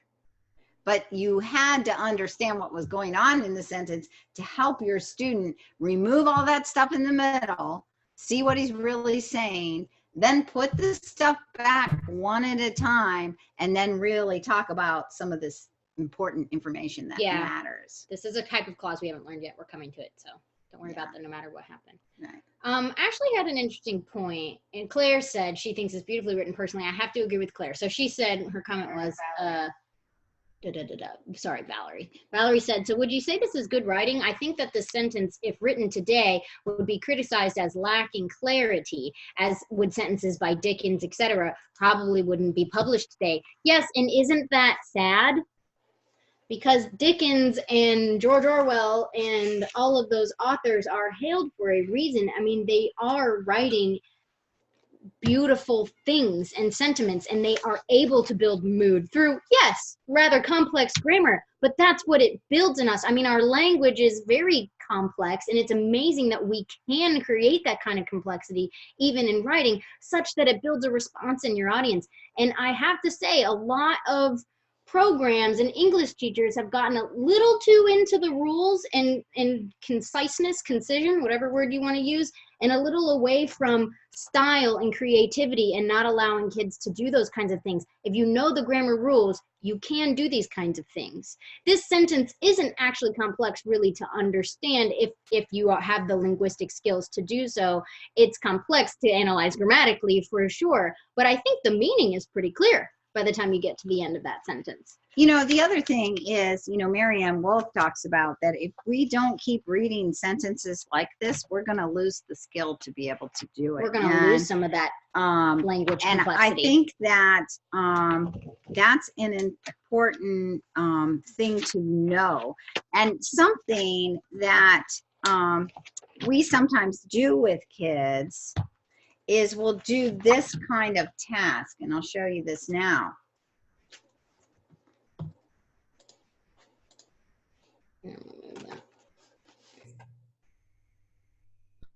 You know, where we actually phrase. And I don't mean phrase just in phrases, but I mean we kind of chunk the sentence into its meaningful little units. And some of them are grammatical. They had come to a time when no one dared speak his mind, when fierce growling dogs roamed everywhere. And I might have kept the and when together. Yeah. You had to watch your comrades torn to pieces after confessing to shocking crimes.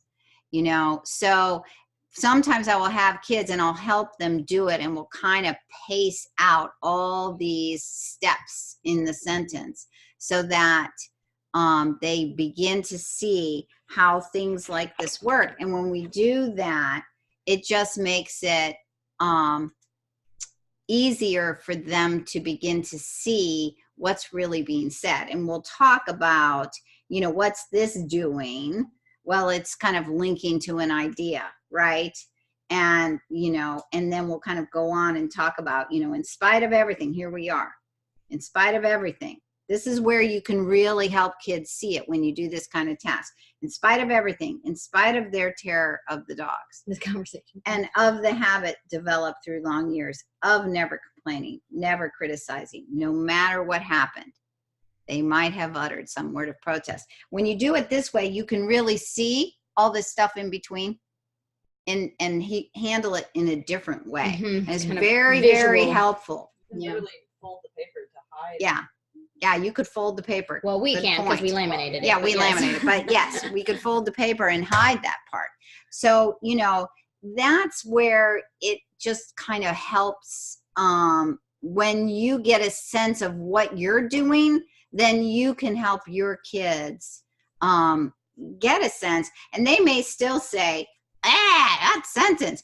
But they had a different level of appreciation than they would have otherwise. I also just have to say, I feel like some of these older writers like Orwell, Dickens, even Shakespeare. It's funny, et cetera, Orwell and Dickens are like, you know, how far apart? yeah, really far in time. apart, Yeah. but would still both be considered old, Yeah, right? right. So can get kind of a bad rap for like being, oh gosh, that writing was just so complex and we shouldn't do that anymore. But we are going to show you in a minute with our last section that even early student readers can be just as complex as Dickens when it comes to grammar. Especially some of them aren't written that well. Yeah.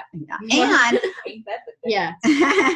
and also I have to say, our kids' writing, because it often isn't great writing, it can be really convoluted too, you know. Well, and I'm sorry. Think of the kids who write a page and they don't punctuate We want our anything. kids to be able to write complexly, right? That's our goal. And if we stop letting them read complexly, I mean, the reading is helping build their sense of language and writing. So just keep that in mind. All right, guys, level 9. I feel like we need a second break. We can take a second break. Should we take a second break? I don't know. I mean, it's Let's have a vote. 4:04. Yeah, vote, guys. Break or to break or not to break? That is the question. That is the question. Break. Yes, Yes, yes, 5 yes, minutes, yes, please. 5 minutes. All Yes. right, Okay, no I have to debate go to the there. bathroom anyway. Okay, so we'll And come back at our 4:10. teacups may not have tea in them. See you in 5 minutes. Mine will have tea. Yeah, I'm teasing. 4:10. See you back.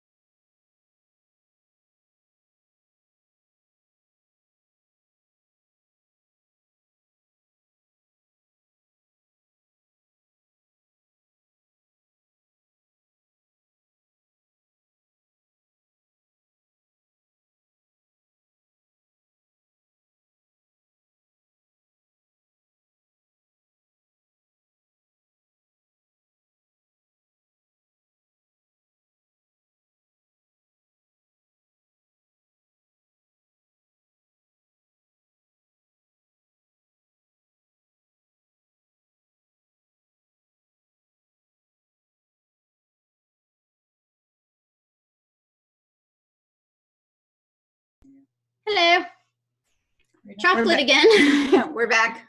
I got Back with mine. chocolate. May have chocolate in our teeth, but we have. Ow. Ooh. Aha. I heated that way too much. Ooh. Ooh. It is really cold. tea. I was just kidding. Oh. Although mine's still cold. What liquor would I be drinking hot? Teasing. A hot toddy. So we are going to try to buzz. We always have to buzz through something. There's just doesn't seem to be any way we can get all this in. And, I'm with Brandy. We need a part 1 and part 2, but we are talking about teaching. We're much trying. more We're still figuring it out. in modules. Yeah. They're talking about moonwalking. So clearly we have to be as fast now as we Sharing possibly video. can be. What? Um, Okay. okay, so we are on level 9, which is page 33, and we're talking about relative pronouns. Maura loves them. I don't really love them. They're used all the time. Our kids use them all the time in their writing. Kids will write So with them. they write with them, and often they need to be more specific, and sometimes it's fine the way they do it. But Okay. it's what you see, and It's been the answer to a few questions people have brought up. Right. So it shows you it is relevant. but we are going to try to move along on this Yeah. part. Okay. So on page 33, relative pronouns, it says, if you look at the first sort of red thing, they are a small group of noun substitutes used to introduce a dependent, also known as subordinate clause. Okay. So they can act like that. It starts a whole clause. So think of it as a kind of clause. And actually, you can also think of it as a type of dependent clause. But if you have a clause that starts with a relative pronoun, we tend to refer to it as a relative clause. Okay. But if you write anything down, write down relative clause equals type of dependent, because functionally that kind of will help you understand how they work in sentences. And you'll see some of the words are some of the same words we have as our subordinating conjunctions. So Not it all lists- of them, but some of them. It lists some words. They are conjunction-like words. Who, whom, whose, that, which, what. There's a big list there. Again, this isn't so much a list I would have kids memorize as notice that they seem like those subordinating conjunctions, but they sort of do something a little bit different in a sentence. So I'm going to write a sentence here. What and that are the ones kids use the most commonly. And who comes And up who, a lot yeah. as well. So actually, I might put those ones at the top. What, that, and who, which you'll notice are on your subordinating conjunction list, but they can also be relative clauses. So I'm going to write the example that she has there, which was he has a dog that is a digger. You should teach that dog not to do that. Oh, yeah. Like you have any choice. Control over dogs digging. If you can. All right. So we look at this sentence here, and if you're scanning for conjunctions, you might be like, oh, that. Now I'm going to look for subjects and verbs. He has dog. Okay, I'm doing great so far. As usual. Yeah, right. You're doing great so far, and then All right. So now I see that, and I'm expecting a dependent clause. But what has happened here is when I'm now like, okay, here's my conjunctions, and I'm going to mark subject and verb over here. Well, I see a verb. I recognize that as a linking verb. And I see is what. So maybe this would be like my subject complement. Oh, I hate it when I have them across lines like this. But what is that complementing to? Well, what we have is a relative clause, which happens when one of these relative pronouns acts like both a conjunction, indicating that you have another clause, and the subject of that clause at the same time. So that is both connecting a second clause here, but also is creating the subject of this second clause. And we call them relative because they exist relative to another clause. The word that is referring back to information that has already been given. And in fact, it's not uncommon for it to be referring back to a direct object from the previous clause. That's a common construction. So he has a dog. And now dog is almost operating like the subject of our next clause, except it's really the direct object here. the word that is referring to dog and is the subject of our next clause. Hang with me here. So But that we make sentences is like this verbally digger. all the time. Oh, we do this all the time. So I'm gonna write, I could do something like Claire has a friend who loves grammar. Okay, this is the who one, so that, who, and what happen a lot. I see this, which feels like a conjunction, subject, verb, direct object. Who also feels like the subject of love. So I have kind of a subject and a verb going on here. This is a relative clause, and the who is referring back to the direct object from the previous independent clause. Now, could your student just call that another dependent clause? You They could. but what they really need to know above all things is that you can have a leaf that is also a head. Yeah. You got this leaf head combination. You're such a leaf head. You leaf head. I can't see It would that. be nice as if we had our little bugs. I could put little. I think we should make head on there. leaves that I'm look gonna- like hats, so they can have a leaf hat. Here, For- draw a little head on it. For relative pronouns. I Well, was going it's to- a leaf hat. Oh, a little leaf hat. That's for- what I'm saying, like a leaf that's like a leaf They hat. were right there. I don't know They where were. Aren't What are you they talking about, the baby little ones? Yeah. They're sitting right there in that box. Okay, sorry guys. Someone asked a good question. I'll get on that more. This is Tracy. She's gonna make leaf hats. Leaf head, haha. So someone said, how would you mark this sentence for a student who's only in the first few levels of grammar? I mean, like, first of all, I wouldn't give them this sentence, but if they wrote a sentence like this, I would probably say, you know, I support things that they don't know. And I tell them, don't worry, I only am holding you accountable for what you do know. And you wrote I might congratulate them. Wow, congratulations. You wrote a complicated sentence. Well, that's very complex, and it shows that you have some high-level writing going on. Good for you, right? Then I would say, we do have a subject and verb here because we know every sentence has to have a subject and verb. Can you find it? They would likely find Claire has. They may be able to mark the direct object. Now, I might say, oh, if they notice that this other thing looked like a verb, I'd say, good job. That is also a verb. And we kind of have a whole nother subject and verb going on here. This word who is sort of acting like the subject over there. I don't expect you to know that. It's a kind of clause we haven't learned yet. That's probably what I would say. I'd let them be done with their marking. I do that kind of thing all the time because we're going to come to sentences that have all kinds of stuff I haven't taught in their reading. And I only hold them accountable for what they know so far. And I sort of help them with the rest, which is important to know. Did you want to show something? Oh, Well, I was just showing if you were going to build that that's sentence, funny.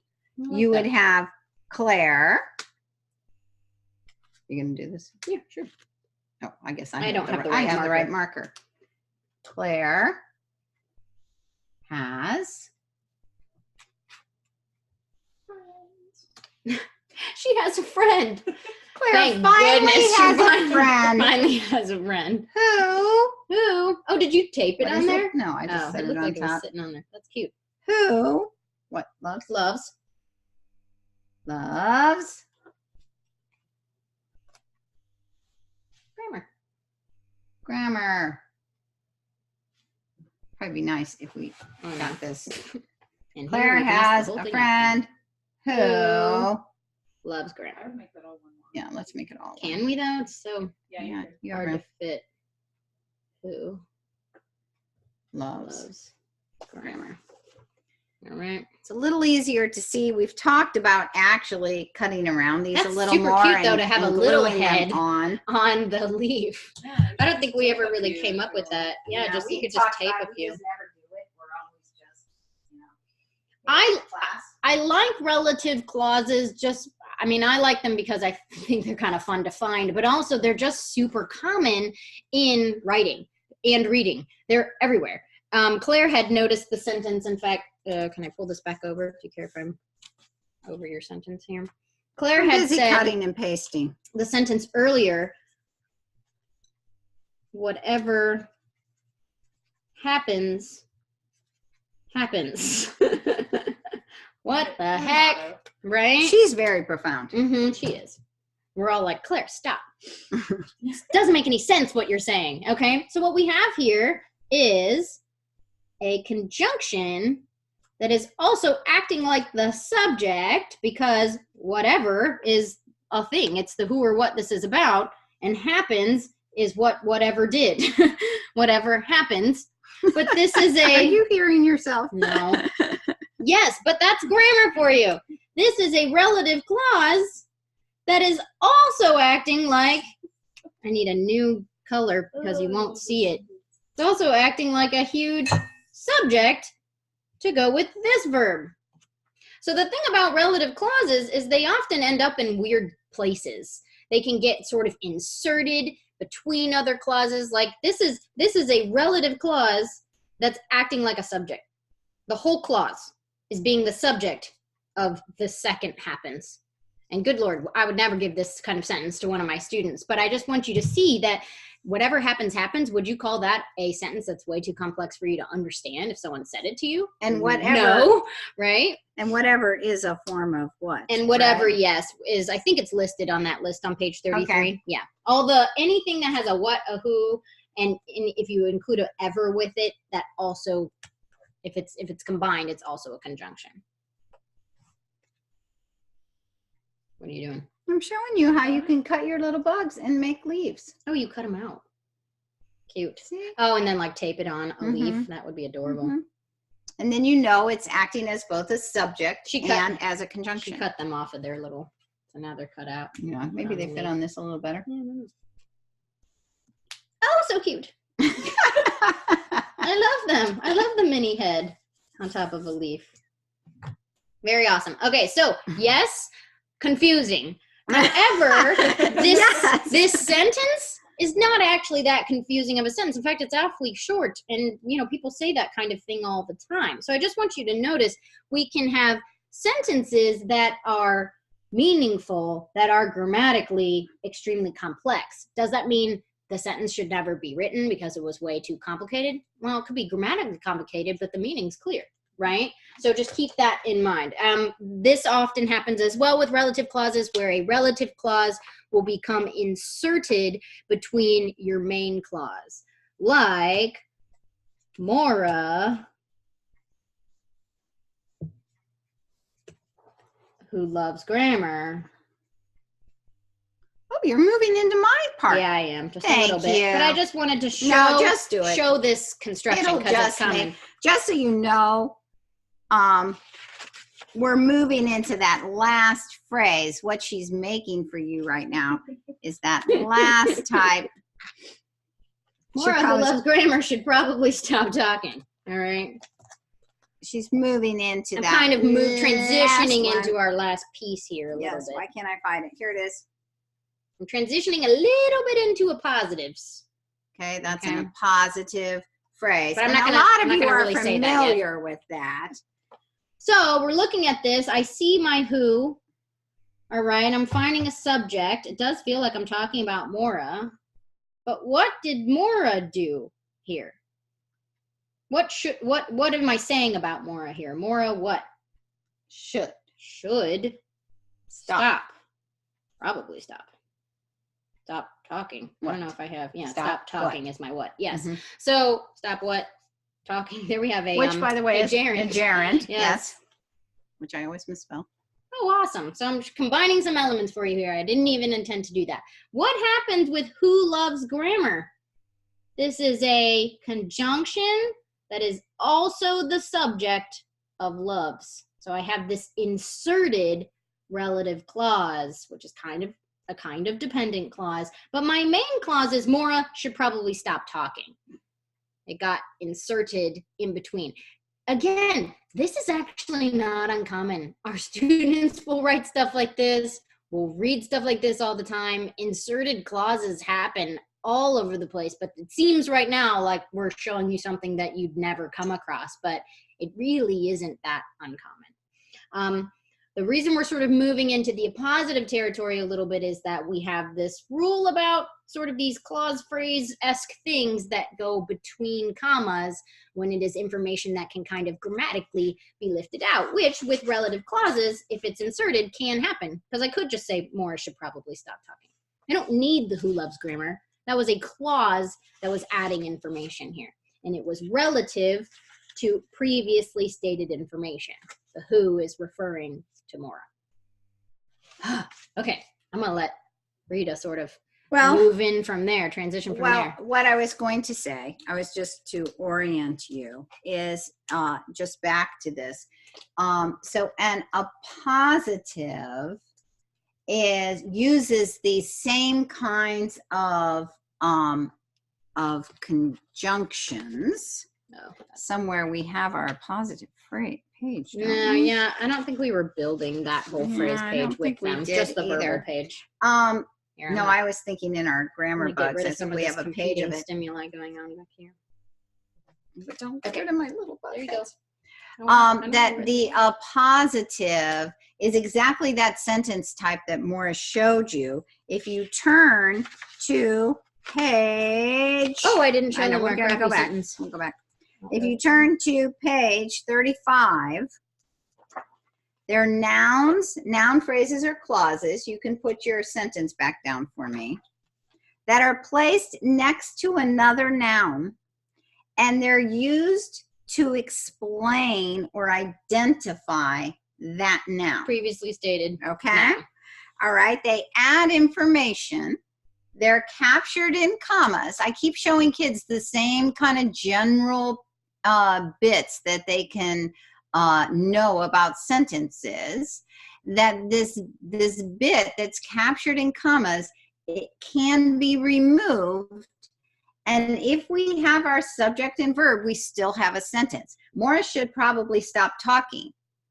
Who is this? This is Maura, who loves grammar. Should probably stop talking. Okay? I'm starting to get insulted by my own sentence. Sorry. So we call those appositives. And the way I help kids work on these is I might say, we might make sentences. Maura loves grammar. Maura is talking. Maura should stop talking, okay? Or something like that. And then we would insert one of those sentence ideas into our bigger sentence right by the noun. Just Maura is the subject, Brandy, and then who is sort of a separate subject referring to Maura. You could functionally kind of say Maura, who loves grammar, is the, greater subject. What did she call it? The not the simple, but the complete subject maybe for this larger independent clause. Should probably stop talking. I don't think I would do that. I think we need to make this into a bug, honestly. Okay. She said her sound was cutting out, so she just No, I get it, but it does make you realize, how do you build this, Maura? Maura. You go ahead and build. Who? I'm going to put our example sentence on the next page. I almost want those little bugs there, Claire. Can I have that box of little bugs that's right there? Thank you. What is it? Should. Maura, who loves grammar, should probably stop talking. Okay, so we have Maura. Ooh, wrong. It's not showing up. That's the wrong marker. That's why. This one? Wrong marker, This wrong one's marker. Yes, I just wanted to rewrite it. Because if you do it with the wrong one, then it won't come clean later. Okay. So let's get the independent clause. Maura should stop what? Talking. Okay. So Maura should stop talking. There's my Now what I do with kids is I tell them that this portion of the sentence that's captured in commas, we can take that out and we can look for our subject and our verbs and our other sentence parts, okay?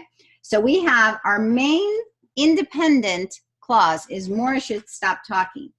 we've inserted this appositive phrase. Now, there's two ways we could do it. It is a phrase. So we could use, Well, it's a clause and a phrase. right, who loves grammar? Because it is describing, but because it's a clause and we use these with phrases, it's a little tricky, right? So we could It gets use its own our part. smaller bugs if we wanted. So Yeah. what happened to my I box? just moved them because I need you to flip this page real quick for me so I can type something.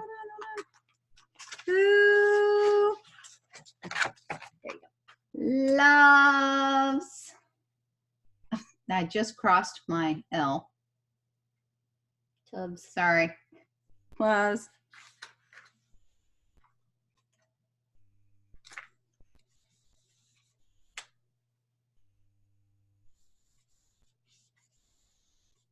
Great use of tiny bugs.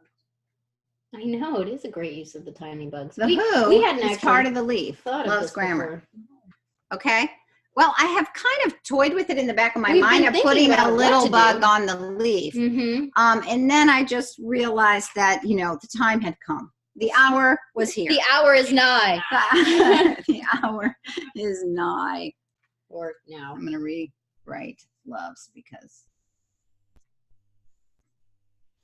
you are a perfectionist too. It's not because just me. because. Okay. Are you ready? So you are using the leaf because who is also a conjunction, correct? It is a relative pronoun that is acting as a subordinating conjunction and a subject. and the subject, so it gets ahead, and it is creating a dependent clause. And the who is relative to Maura. Yeah, remember when you see these kinds Say of that things, one more time. I'm not sure I can. they are often referring to a previously stated noun. Or by often I mean always. They're always referring to a previously stated What I noun. want you to think about first is what is the primary sentence for what we call an independent clause. So Maura should stop talking. That is just absolutely primary. Okay. I keep thinking you're actually telling me to stop talking, and I was like, was I talking? I think I was. Oh, Please don't stop talking because then I have to do all the talking. Okay. That's primary. Okay. So we have subject, helping verb, main verb, Object. direct Gerund. object, Object which, gerund. by the way, is a verby looking word called a gerund. Okay. It's acting as a noun. If you remember that, our direct objects are nouns.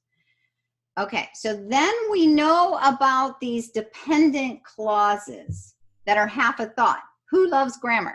Now, if this is a question, it's not half a thought. How many of you out there love grammar? Don't Say answer. I. Don't answer that question. Don't even ask it, right? But it isn't a question. It is a dependent clause. Who loves grammar? It's half a thought. Like all dependent clauses, it must have a subordinating conjunction. In this case, the subordinating conjunction is who. But that subordinating conjunction on our leaf also happens to be the subject of the clause who loves grammar. So it is acting as both a subordinating conjunction and the subject of this dependent clause. When that relates to the main sentence, the independent clause, we call them relative clauses. And Tracy just said it's also an appositive. And on top of it all, it's an appositive. So I feel like we need t-shirts after this. We need what? T-shirts. T-shirts, yes. Aw, you survived. Congratulations, you've had your first Grantrum. Ah, yeah. So So where was yeah. I? I'm sorry. I think you just can saw end that and on made a me laugh. so So, yeah. okay, so here's the thing. We could tell all our kids this and they will feel like you feel. And I feel the same way. Here, I'm gonna go to your So face. really, what is it doing? Again, I think sometimes the bugs can help us here. What's it doing? And also, you know, I kind of get kids tracking, like when we say who, Maura, who loves grammar, who is talking about who? Maura. Okay, I could highlight both those. Maura's blue, highlighted blue, and who is highlighted blue. And both those things are about Maura. We Like didn't show that in our previous example we were that's going to. very functional, you know. And then we also get the idea if we have these little bugs up there that we could take that out, you know. And here's the thing. Why do we even teach this? Because kids write with it. Because they write with them all the time and they don't really do it very well. And sometimes you're like, that what? That you're not relating to anything. The reader doesn't know what you're talking about. And helping You know, them edit by that's saying, not a good idea. What's not a good idea? You got to tell the reader, you know, they have to know what before you can say that. You know? and you're not teaching any editing skills if you're just like, well, I'm not sure why, but you need this here, right? How has the kid gained any kind of independent sense of that there? You need to be able to get those rules so that you can understand when constructions are missing something or this needs to be moved here, all of those things. So while this might feel a little like, why does my child need to know all of this? If nothing else, for their writing, right? But it's really going to help reading comprehension as well. It has, yeah. Yeah. You know what? And again, you know, we're all about teach a skill because you have to use it in the consolidation. Consolidation is reading and consolidation is writing. And that's where we have to use it. But again, if kids don't really get relative clauses, then that's where I'm going to help them edit a lot. If they know relative clauses, then I'm going to have them problem solve their own editing when they're using relative clauses. So we always are teaching and trying to hold them accountable for what they know. Yes. Right. When we know, we do better. I'm going to briefly show you a sentence that was from, what was this from? It's like from these little readers that they're little readers, and this is a page from the reader, and it's from it's like a little expository text for young kids, right? You know, it's actually part of this reader that's supposed to be for kids who are struggling readers, and I have a student whose parent, you know, copied them off and brought in but this it is little book. It's like factual kind of, but well, not all of them. Some of them are, and some. I just meant this example. Yeah. Example is. But this is, again, this is something that a young kid would read, okay? And I just want to show you the complexity. Like third grade level. Yeah, like a third grade reading level. This sentence, it was first bred, it's talking about that dog, that cute little dog. The Labrador Retrievers. Labrador Retriever. So, okay, if we had that context. So it says, the Labrador Retriever, or Lab, is a popular sporting dog that is also a good family dog. Okay, that's the introductory sentence there. Okay, and then it says, it was first bred to retrieve or bring back birds that had been shot if they fell into a pond or lake. So first of all, I don't think that's a very well written sentence. No. It's a little convoluted. Claire and I were discussing this earlier. Well, they retrieve birds and birds. Well, so I was going to have them look at this a little bit. So I want you to see if you can find any conjunctions to help you out a little bit. There's quite a few. And this is our ending note. Lest you think, oh my gosh, Maura really isn't going to stop talking. Hey! She is. I am, yes. Okay, so we have some conjunctions. I'm just going to kind of work through this for you. You can jot this example down if you want to kind of work through this sentence later, or jot it down and then mark up my markings and then later try to digest it, all right? But we do have several conjunction words that I'm seeing. I see or, I see that, I see if, I see another or, all right? I see a comma. I see another comma. Okay, so I'm going to take a look at subjects and verbs if I can. It was bred. Helping verb, main verb, right? First is telling me when it was bred. To retrieve we've learned today is an infinitive. Okay? Then we have a conjunction connecting two infinitives, to retrieve or to bring back. So I could do this, or what I had done earlier. I'll do it in a different color. I had kind of said, since we have kind of a whole infinitive phrase thing going on here, to retrieve or bring back. Well, Because that second to wasn't really there. So this now feels like, except you have an object of the infinitive yes. that needs to be included. Oh, yeah, sorry. I did that. I Yeah. just didn't mark it on Mhm. here. We have an, where is our eraser? This is the part that drives me crazy, is that they interrupted the object of the infinitive before they, Yes, with their little, what feels a positive-y, to retrieve or bring back. yeah, It's they're, like redefining the word yeah, they're retrieve, actually, right? because it's for kids, they were helping define what retrieve means in the middle Right. of the sentence. And then we have the object of the infinitive, birds. So it was first bred to retrieve or bring back birds. That's like all in a big infinitive phrase, it feels like to me, because you have this kind of a positive infinitive going on. But good Lord, right? Okay, that had been shot if they fell into a Yay! pond or A lake. prepositional Yay! phrase! Finally, We something, know what those are! finally something we can label. All right. This was from a relatively early reader book, 3rd grade. What is Okay. it? What is interesting about this is if you put this on bugs. Oh yeah, and sorry, that's the whole reason I brought Yeah, this that's why I up. read it. Yeah. We have a relative pronoun. I guess I can mark it in blue. A relative clause happening here. This word that is not acting as a subordinating conjunction, but a relative pronoun because it is a connector and a subject. That had been shot. Nolani wants them bugs. Yeah, we Oh, need to on see it on bugs. bugs. She wants to see it on we bugs? got it. And Tracy and I had Yeah, you had already written solved that out. this. I marked it based on how we'd solved it. So Okay, we're gonna run out of do you bugs guys here, care so- if I move this off screen? I really Yeah, need no. to continue Well, seeing the well- sentence. I can't. Unfortunately, we can't zoom out anymore. I wonder if we do little ones more. No, it won't let me. It's What annoying. if we do a little one? Okay. Okay. So, all right. So we need a head. We need a head for our first subject. Where are my heads? We have no heads. Where are the heads? We could use a giant head. Why don't I have any I don't want to use my head. heads? Here, I got one. Okay. I hope I have It's more. the only head. Oh my gosh. You might that's have to even erase some terrible of the shape. other ones. All right. Head. Okay. Can you see that little head? Okay. Head. I need the. Scoot my sentence up. Yeah. I can't really. It's not much. Okay. I need the right pen. It Okay. was It. red. Okay. We are doing a normal clause right now. Was.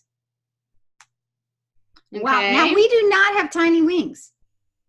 Oh, I'm sorry. I did bread as a verb, but actually it could maybe be. Oh, yes. Oh, it was what? I can bread? see that as Yeah. a debatable one. It was first. See, bread. I thought this was a phrase. No. The word bread, I think we said was a verb before. Yeah. So we're gonna Oh, go we with did. that. Okay. Here. Do you need? I need to erase. Here, I got it. Thank you. Sorry. Okay, now we're going to have a wing problem here, folks. Our wings are going to be giant. She's like a mayfly. Okay. And we have a little tiny or in between. It was bred Do we to want retrieve birds. or to bring back birds. You see what that's doing there? And when I actually did this with a student. Yeah, we have our bring back, and then we have to put birds in parentheses too.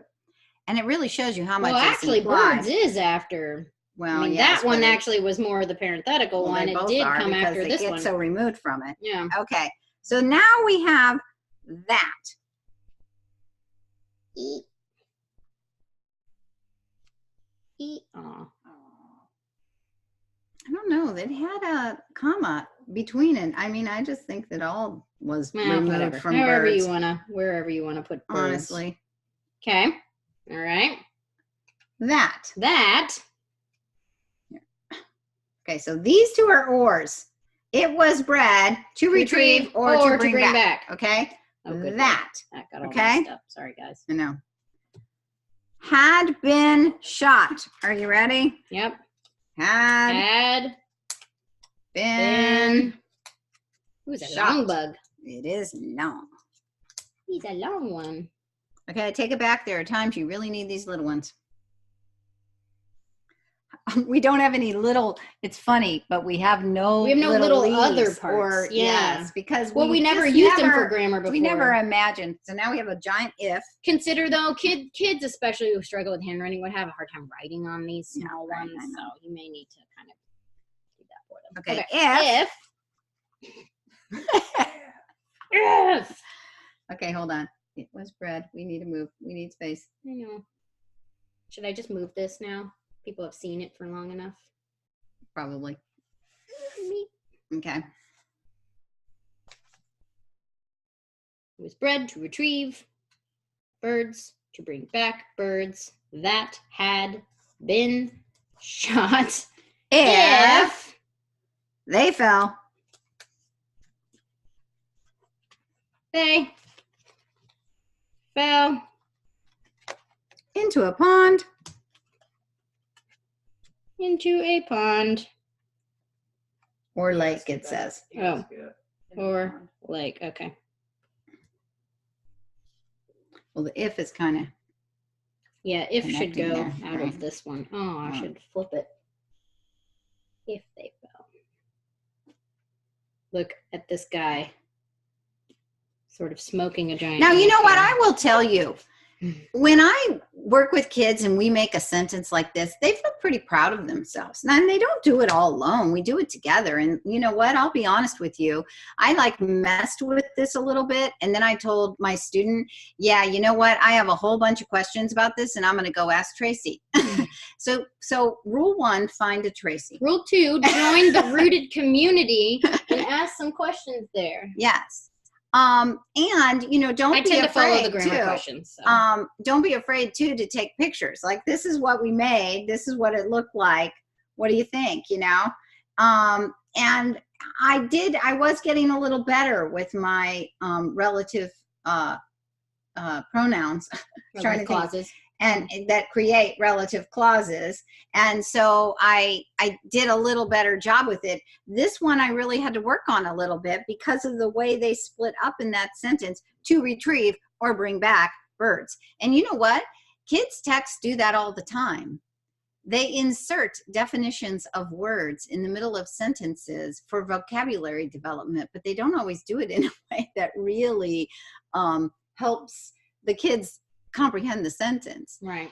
And this particular student, his comprehension is really pretty good, except his decoding is really, really weak, and phrasing is really, really weak.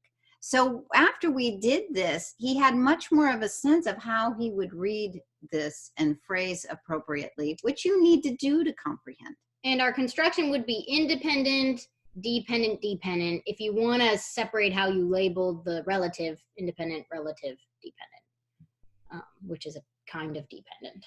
So those are our mechanics. And I have to say, gee whiz. Yeah, I mean, so that really leaves you realizing you kind of need to know out more. Of breath. Yes, out of breath. And we also know that we need to do more with the relative pronouns and I think we did a little bit with, I can't even remember, Tracy, anymore what is in Bugs 3. I can't remember if we did a positives. I think we did. But we do know we need to do more with relative pronouns. But honestly, just like word study, what we want is that you have this foundation, and then go out and be fruitful and multiply. You know what I mean? Like go and do, and we do too, and then we talk about it and we try to help each other. This Nalani, is the foundation. The word birds was not on a bug butt because it wasn't a direct object. It was the object of a infinitive, which means it's part of an infinitive. She wants to know if the infinitive was the direct object. Maybe. She said more birds. She said more birds. Shouldn't that be on a bug butt? So I was saying no, because it's part of the infinitive phrase, because objects of an infinitive are part of a phrase. So it all goes on a wing. What was your comment? If you were talking about birds as what? Well, I remember one of my things is it was first bred.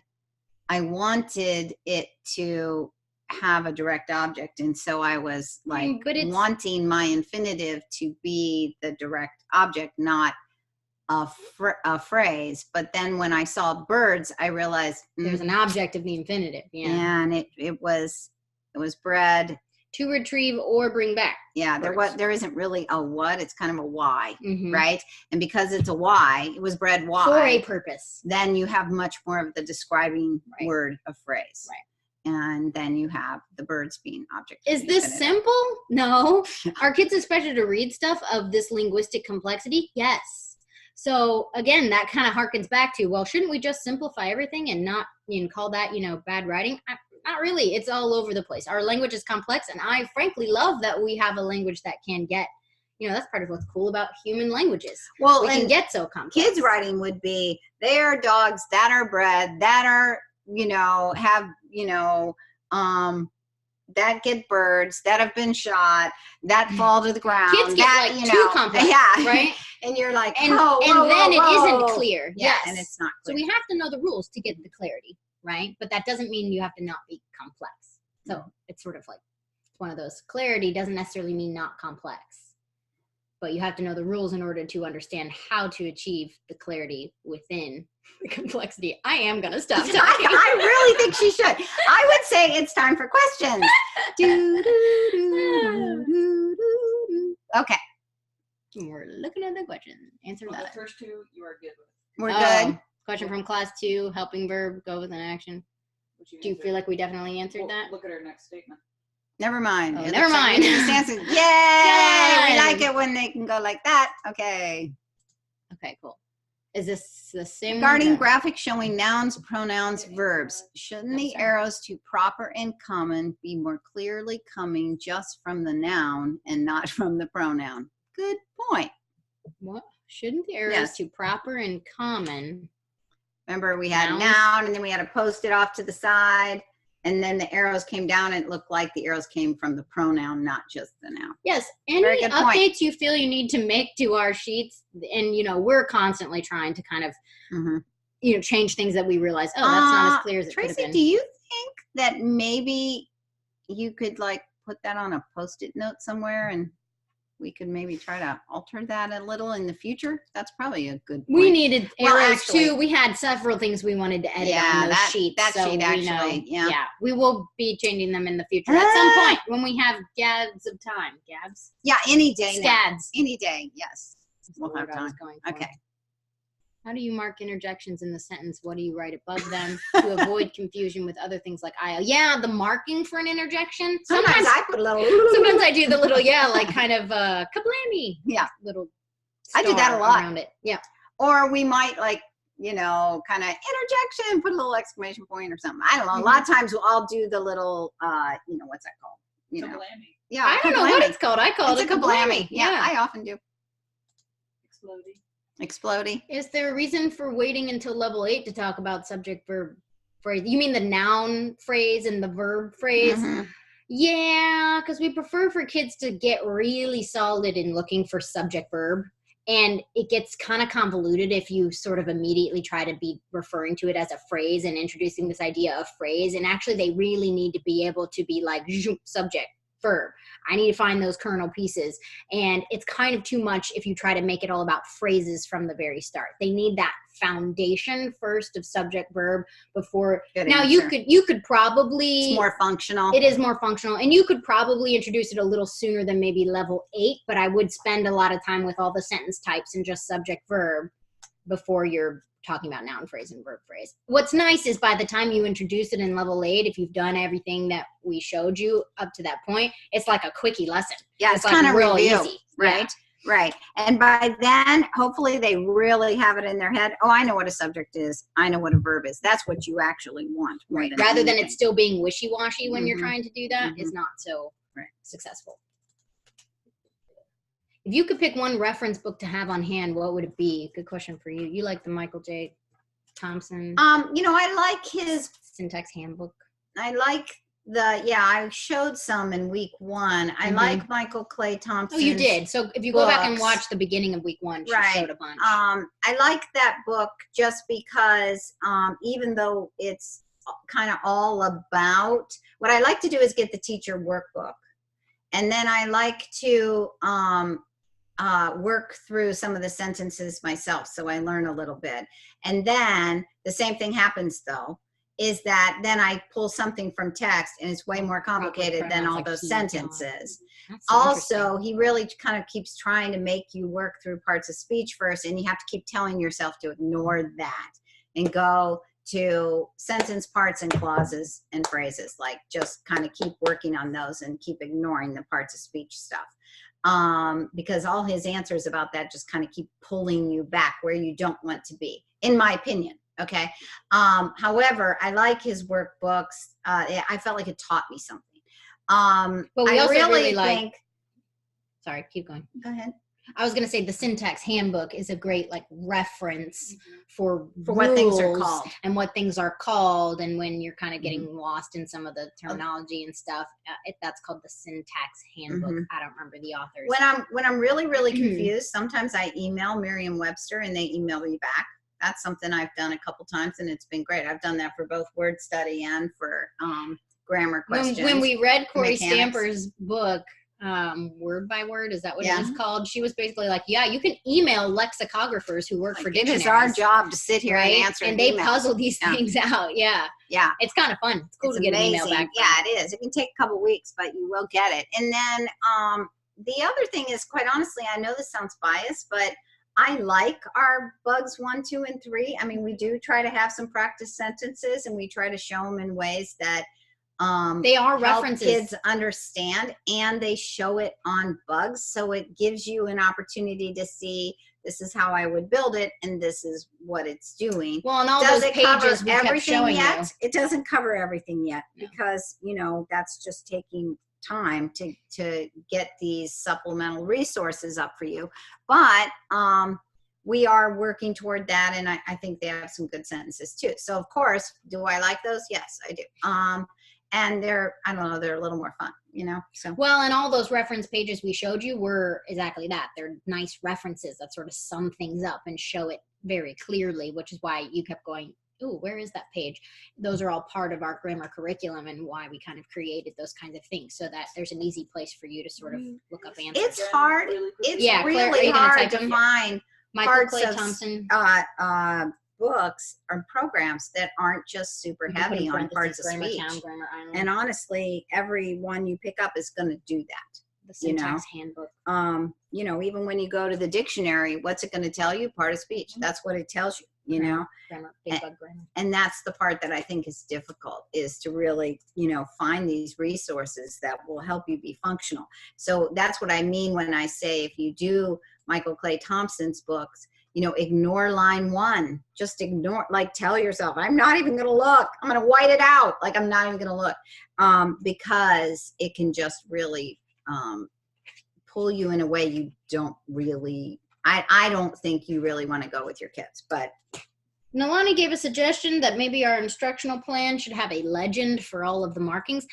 I'm shocked we don't have I that. am also shocked, yes. I know. what is this again? She's saying like all of the different markings and and what we do. We kind of feel like we do because they are sort of built up as you go through the sentences, and then all of the answers in the This back is really have them all. hands-on teaching. So it's more hands-on, kind of added as we go. Mhm.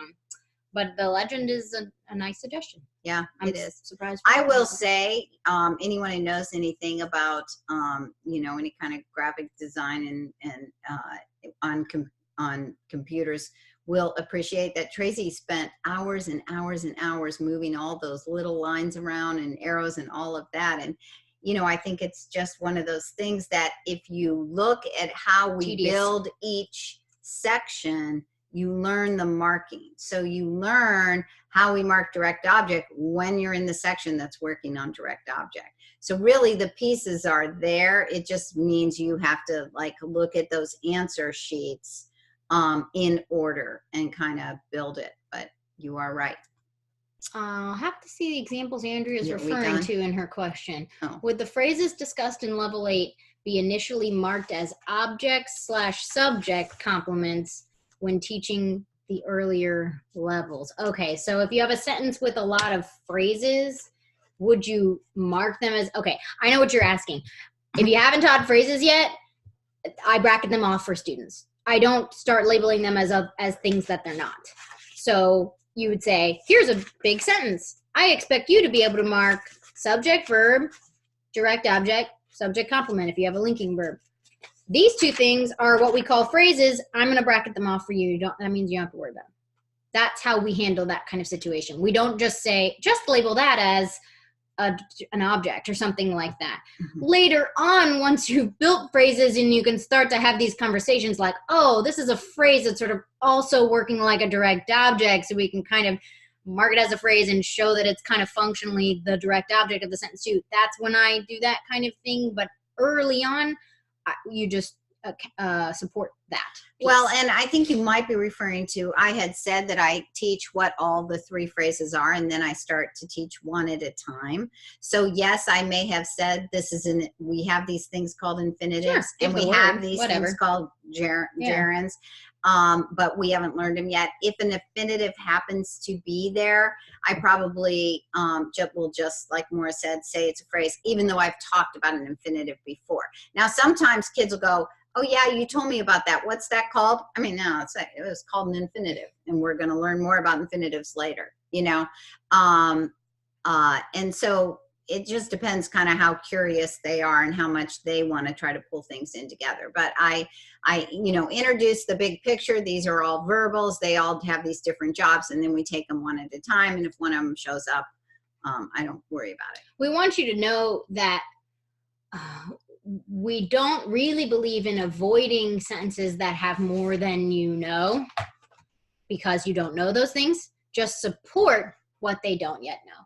So you don't only have to show them super simple sentences until they've learned the next piece. It's actually great for kids to realize there's more coming down the road. Obviously, the sentence has a lot more going on, and I just only had to know this bit right now. If I don't know what they are, Andrea, I say I don't know what it is. Yeah. Oh, I say that all the time. There's lots of things I don't know what they are. And then I say, let's figure out what it does, because that's what really matters. That will help often lead you to the answer you may not have expected. Like, I don't know what this is off the top of my head, but if I'm thinking about what it's doing in the sentence, it feels like it's adding information about this. Oh, now we think it might be, right? Sometimes you'll arrive at the answer, and that's our goal. That's the hope. That's the point of being functional, if you can. And I'll do things like, well, I don't know what this is exactly, but I feel like it's describing. This is some kind of phrase that's describing. And I think it's describing this. I go back to the meaning. There was a question about how we store the bugs. We've been using these little boxes that Claire got, I think, at Office Depot or something like that. Also, join the Rooted community, because there's all kinds of pictures that Brandy and other people have put up about the ways they've been storing bugs. So because we were wanting to be able to move these from room to room, I'd had little drawers, which I actually really liked, and I was using those 1 week here. But we're just finding out, like, hey, I have to go work back in this room and I need these bugs, and it's just kind of easier to grab them from here. And if you are doing homework at the library or something instead of at home, it's easy to grab them and go. And we go to some conventions, so we take them. May I ask why the recordings of these great classes are only available for a year? I have a feeling I will want to go back even longer than a year to clarify, remind myself of something. We feel like a year is pretty generous amount of time after a class. I understand that. We've never actually enforced the year thing. So what I will say is we reserve the right to remove it after a year, which is why we tell you that. We haven't actually ever done it. Yeah. So you likely will still have access. I will say though, once a year has gone by, you may feel like you need a refresher on some, and I'm not saying like always buy it again after a year, but you could take the class again if you feel like I only got through about the first 4 or 5 lessons and I just sort of forgot about everything coming after that. I mean, and if we've taken the class down, it may be worth your while. And we're also considering maybe at some point having something that's more like an advanced grammar separate class. Yeah, Who we knows may if we'll end do up that. reorganizing You it. know, hard to know, The other but there thing, could be other options. As Brandy later on down said, the I road. mean, we give hours of time to this. It is not very expensive for the amount of hours Yeah. we have, and it just feels like offering it for a year for the price is super generous. Yeah. And like we said, we also leave it up there. We haven't taken it down, but we don't but want it to gouge you, doesn't but we put a feel- lot of time. it doesn't feel unreasonable that if we have a reason to do that Yeah. a year for the price would have been, you know, a good value. I certainly could not take grammar classes in my field, and I we have would done never. many We don't that even would get be even recordings close. of Yeah, any of the don't things get we pay for. recordings. So Yeah. so I appreciate that it is a lot. A year would be, you know, More you'd than have a to year would really be watch them helpful. quite a bit, but What did Brandy say? Just Um, the updates. We update what we teach as well. Yes. Yeah, and we Oh, update and what we that's true. teach. Like if you decided to take it again, we'll have a new instructional plan that has been changed in little ways. we don't, you yeah. know? And the thing is, we might get to a point where we say, you know, we don't like it that we said that before, and we just really want to take that We've started video teaching in down this and- other way, yeah, and it's working and it can better, right? happen, We do you that. know. Yeah. So okay. We All also right, reserve done? the right to improve over time. Hopefully, yeah, right. Have people seen Grammaropolis.com? Fun songs and stories to help with understanding parts of speech. I haven't looked at it since taking this class, though, to see if it fits how you teach. Yeah, I would bet that there are some variations, but it may have some fun things that are sticky and multisensory, especially if song is involved. You know, I always love music. Again, coming they into tend to do things. parts of speech. So if the songs are Yeah. more parts of sentence and different phrases and things like that, I might be a little more interested. It Pretty just much tends to be parts of speech. Just look and out for that's- that. If yeah. the first thing they teach is all the parts of speech, It's just not as functional. functional. Yeah. Yeah. But- Especially for a struggling learner. If you have a typical learner, they may totally be fine with that kind of The other thing I want you to appreciate is, you know, we talk about, you know, that the songs really help them remember the words, and I'm not opposed to that. I mean, I think songs can help you True. remember words. Conjunction. There is no, yeah, and that's why we go interjection, right? We do that kind of stuff. What really matters is if our kids were creating all the bugs we've created in this class, they've done a heck of a lot of writing. And if they were writing some of the sentences the way I was showing you, the way I get them, trying some of these sentence structures, they're doing a lot of writing.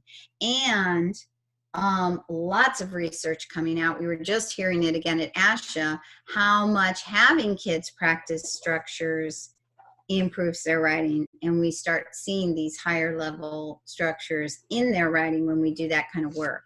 So just keep in mind, like, why we're really here. It's really not just to memorize what everything's called.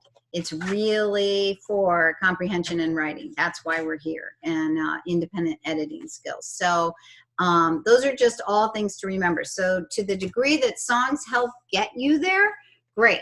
And if they're just taking you away from what the real goal is, then, you know, find something else. I mean, there's nothing So- wrong with a song. No, for sure. absolutely nothing. I mean, kids like songs and they learn them and they Hey, remember I mean, them. we use And I songs. see some students who, Ha. like, knowing those songs, like they might have the songs for what all the linking verbs are, and they remember all their linking verbs. You know, that kind of stuff can be helpful. So I was looking at Tracy's comment.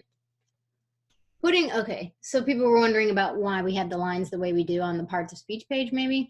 We No, put, It's the where noun was verb it? Page. It's that page. it's this one? Yeah. Oh, So okay. we Oh, proper put and the common. lines from both.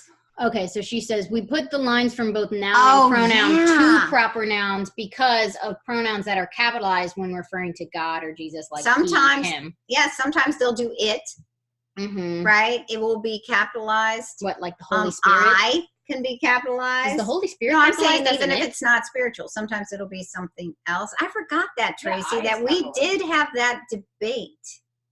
No, I don't mean I. She Ah. said it. Tracy said there are markings in Yeah, the sure. glossary. Oh, yeah, for sure.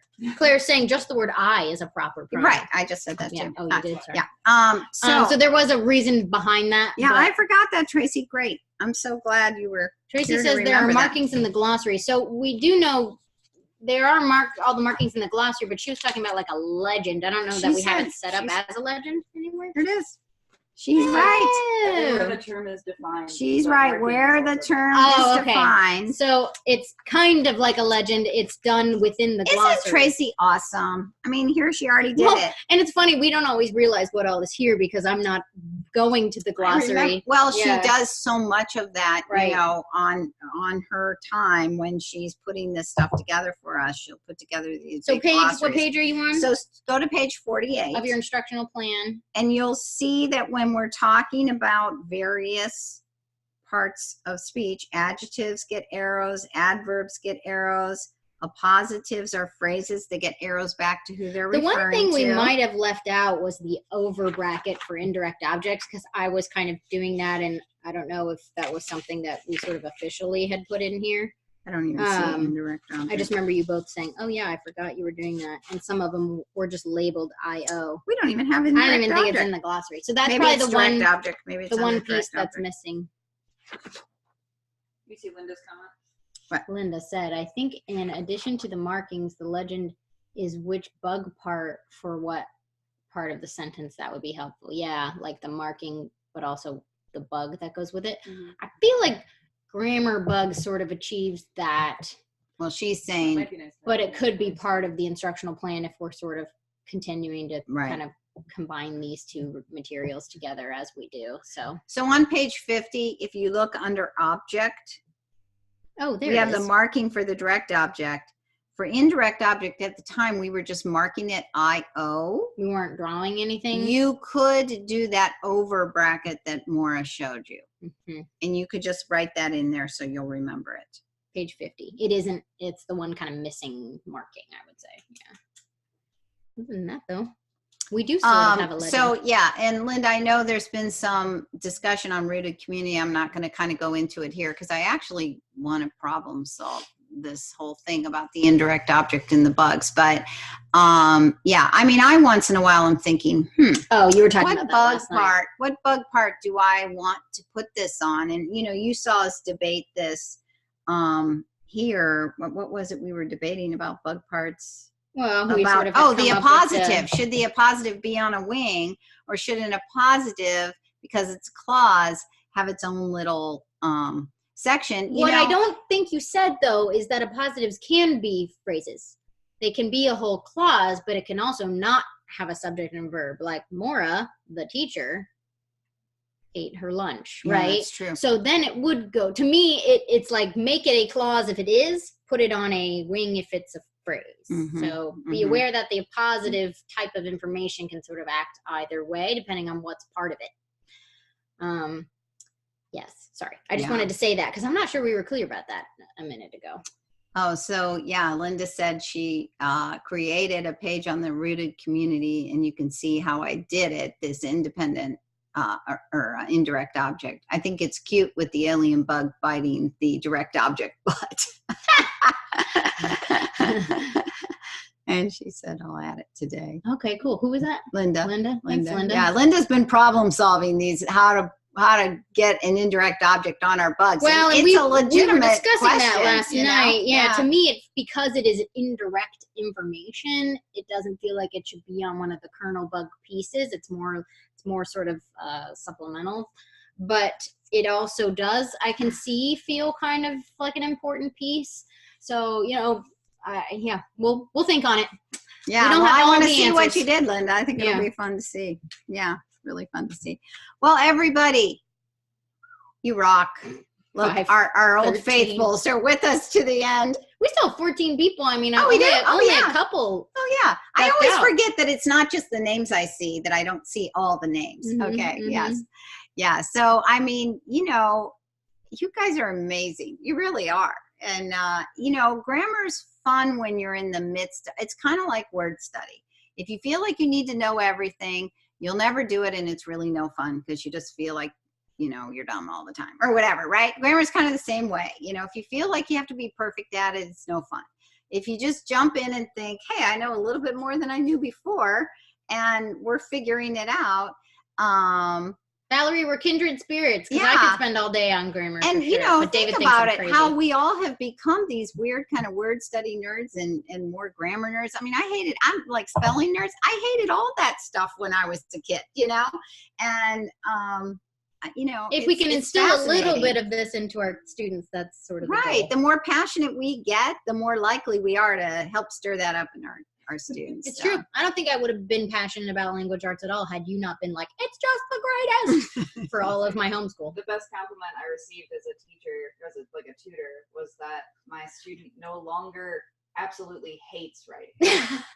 Now it's I just will take that. it's just a slow It's just- dread. Yeah. It's just kind of bad. It's not terrible. It's not anymore. terrible. Hey, you know, you're I know. moving the scale in this direction. I do think perhaps we should work on some I think the t-shirts. grammar you know? I t-shirts think is the funny. grammar.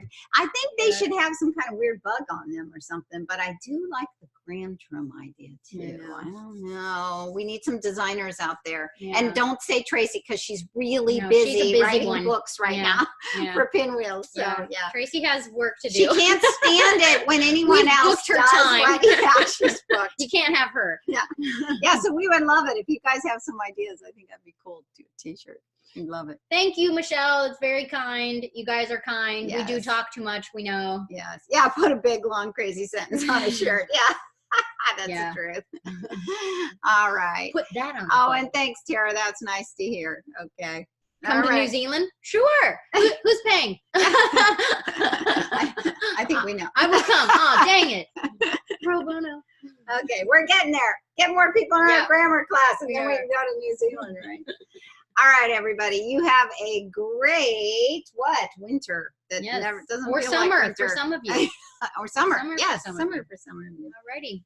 Okay. Thanks for hanging in. All What? right. Yeah, I'm with you, Linda. I'll see you in New Zealand. Oh, yes. And don't forget about the reading accuracy and comprehension class coming up in February. Yes, this is a new class. And also, for those of you who are near, is it San Clemente, Linda? I think that's how you say it, California. I'm going to be there visiting Linda at the end of January. And hopefully I'll see Christina and I don't know who else is there. maybe going to Yeah. make it. We're going to do a talk and have some time together and maybe have dinner together. So that'll be cool. So if you're anywhere near that area, I would love to see you. It'd be great. Cool. All right. I'll go to Brandy's New thinking Zealand. of flying. Brandy's thinking of flying down, I guess. Oh So- my gosh. Wait, where is she No, in Washington I don't know or that Oregon? she's serious. Isn't she? Washington Alaska? or Oregon or something? Oh, Alaska. Is she Alaska? I thought she Cool. was Alaska. No, I don't know if she's serious, Wow, but Alaska. are you? Oh, yeah, Yeah, I drag. bet they are. Yeah. I know. It was We're kind of not judging. ridiculous. I'm sure they're really expensive, but it was kind of even ridiculous from Ohio to California. It wasn't cheap. So Yeah. I can only imagine what it must be from Alaska. So All right, ladies. Thank Okay, you for your time. take care. Bye. Oh, we had another question. Oh, No. it's just- oh.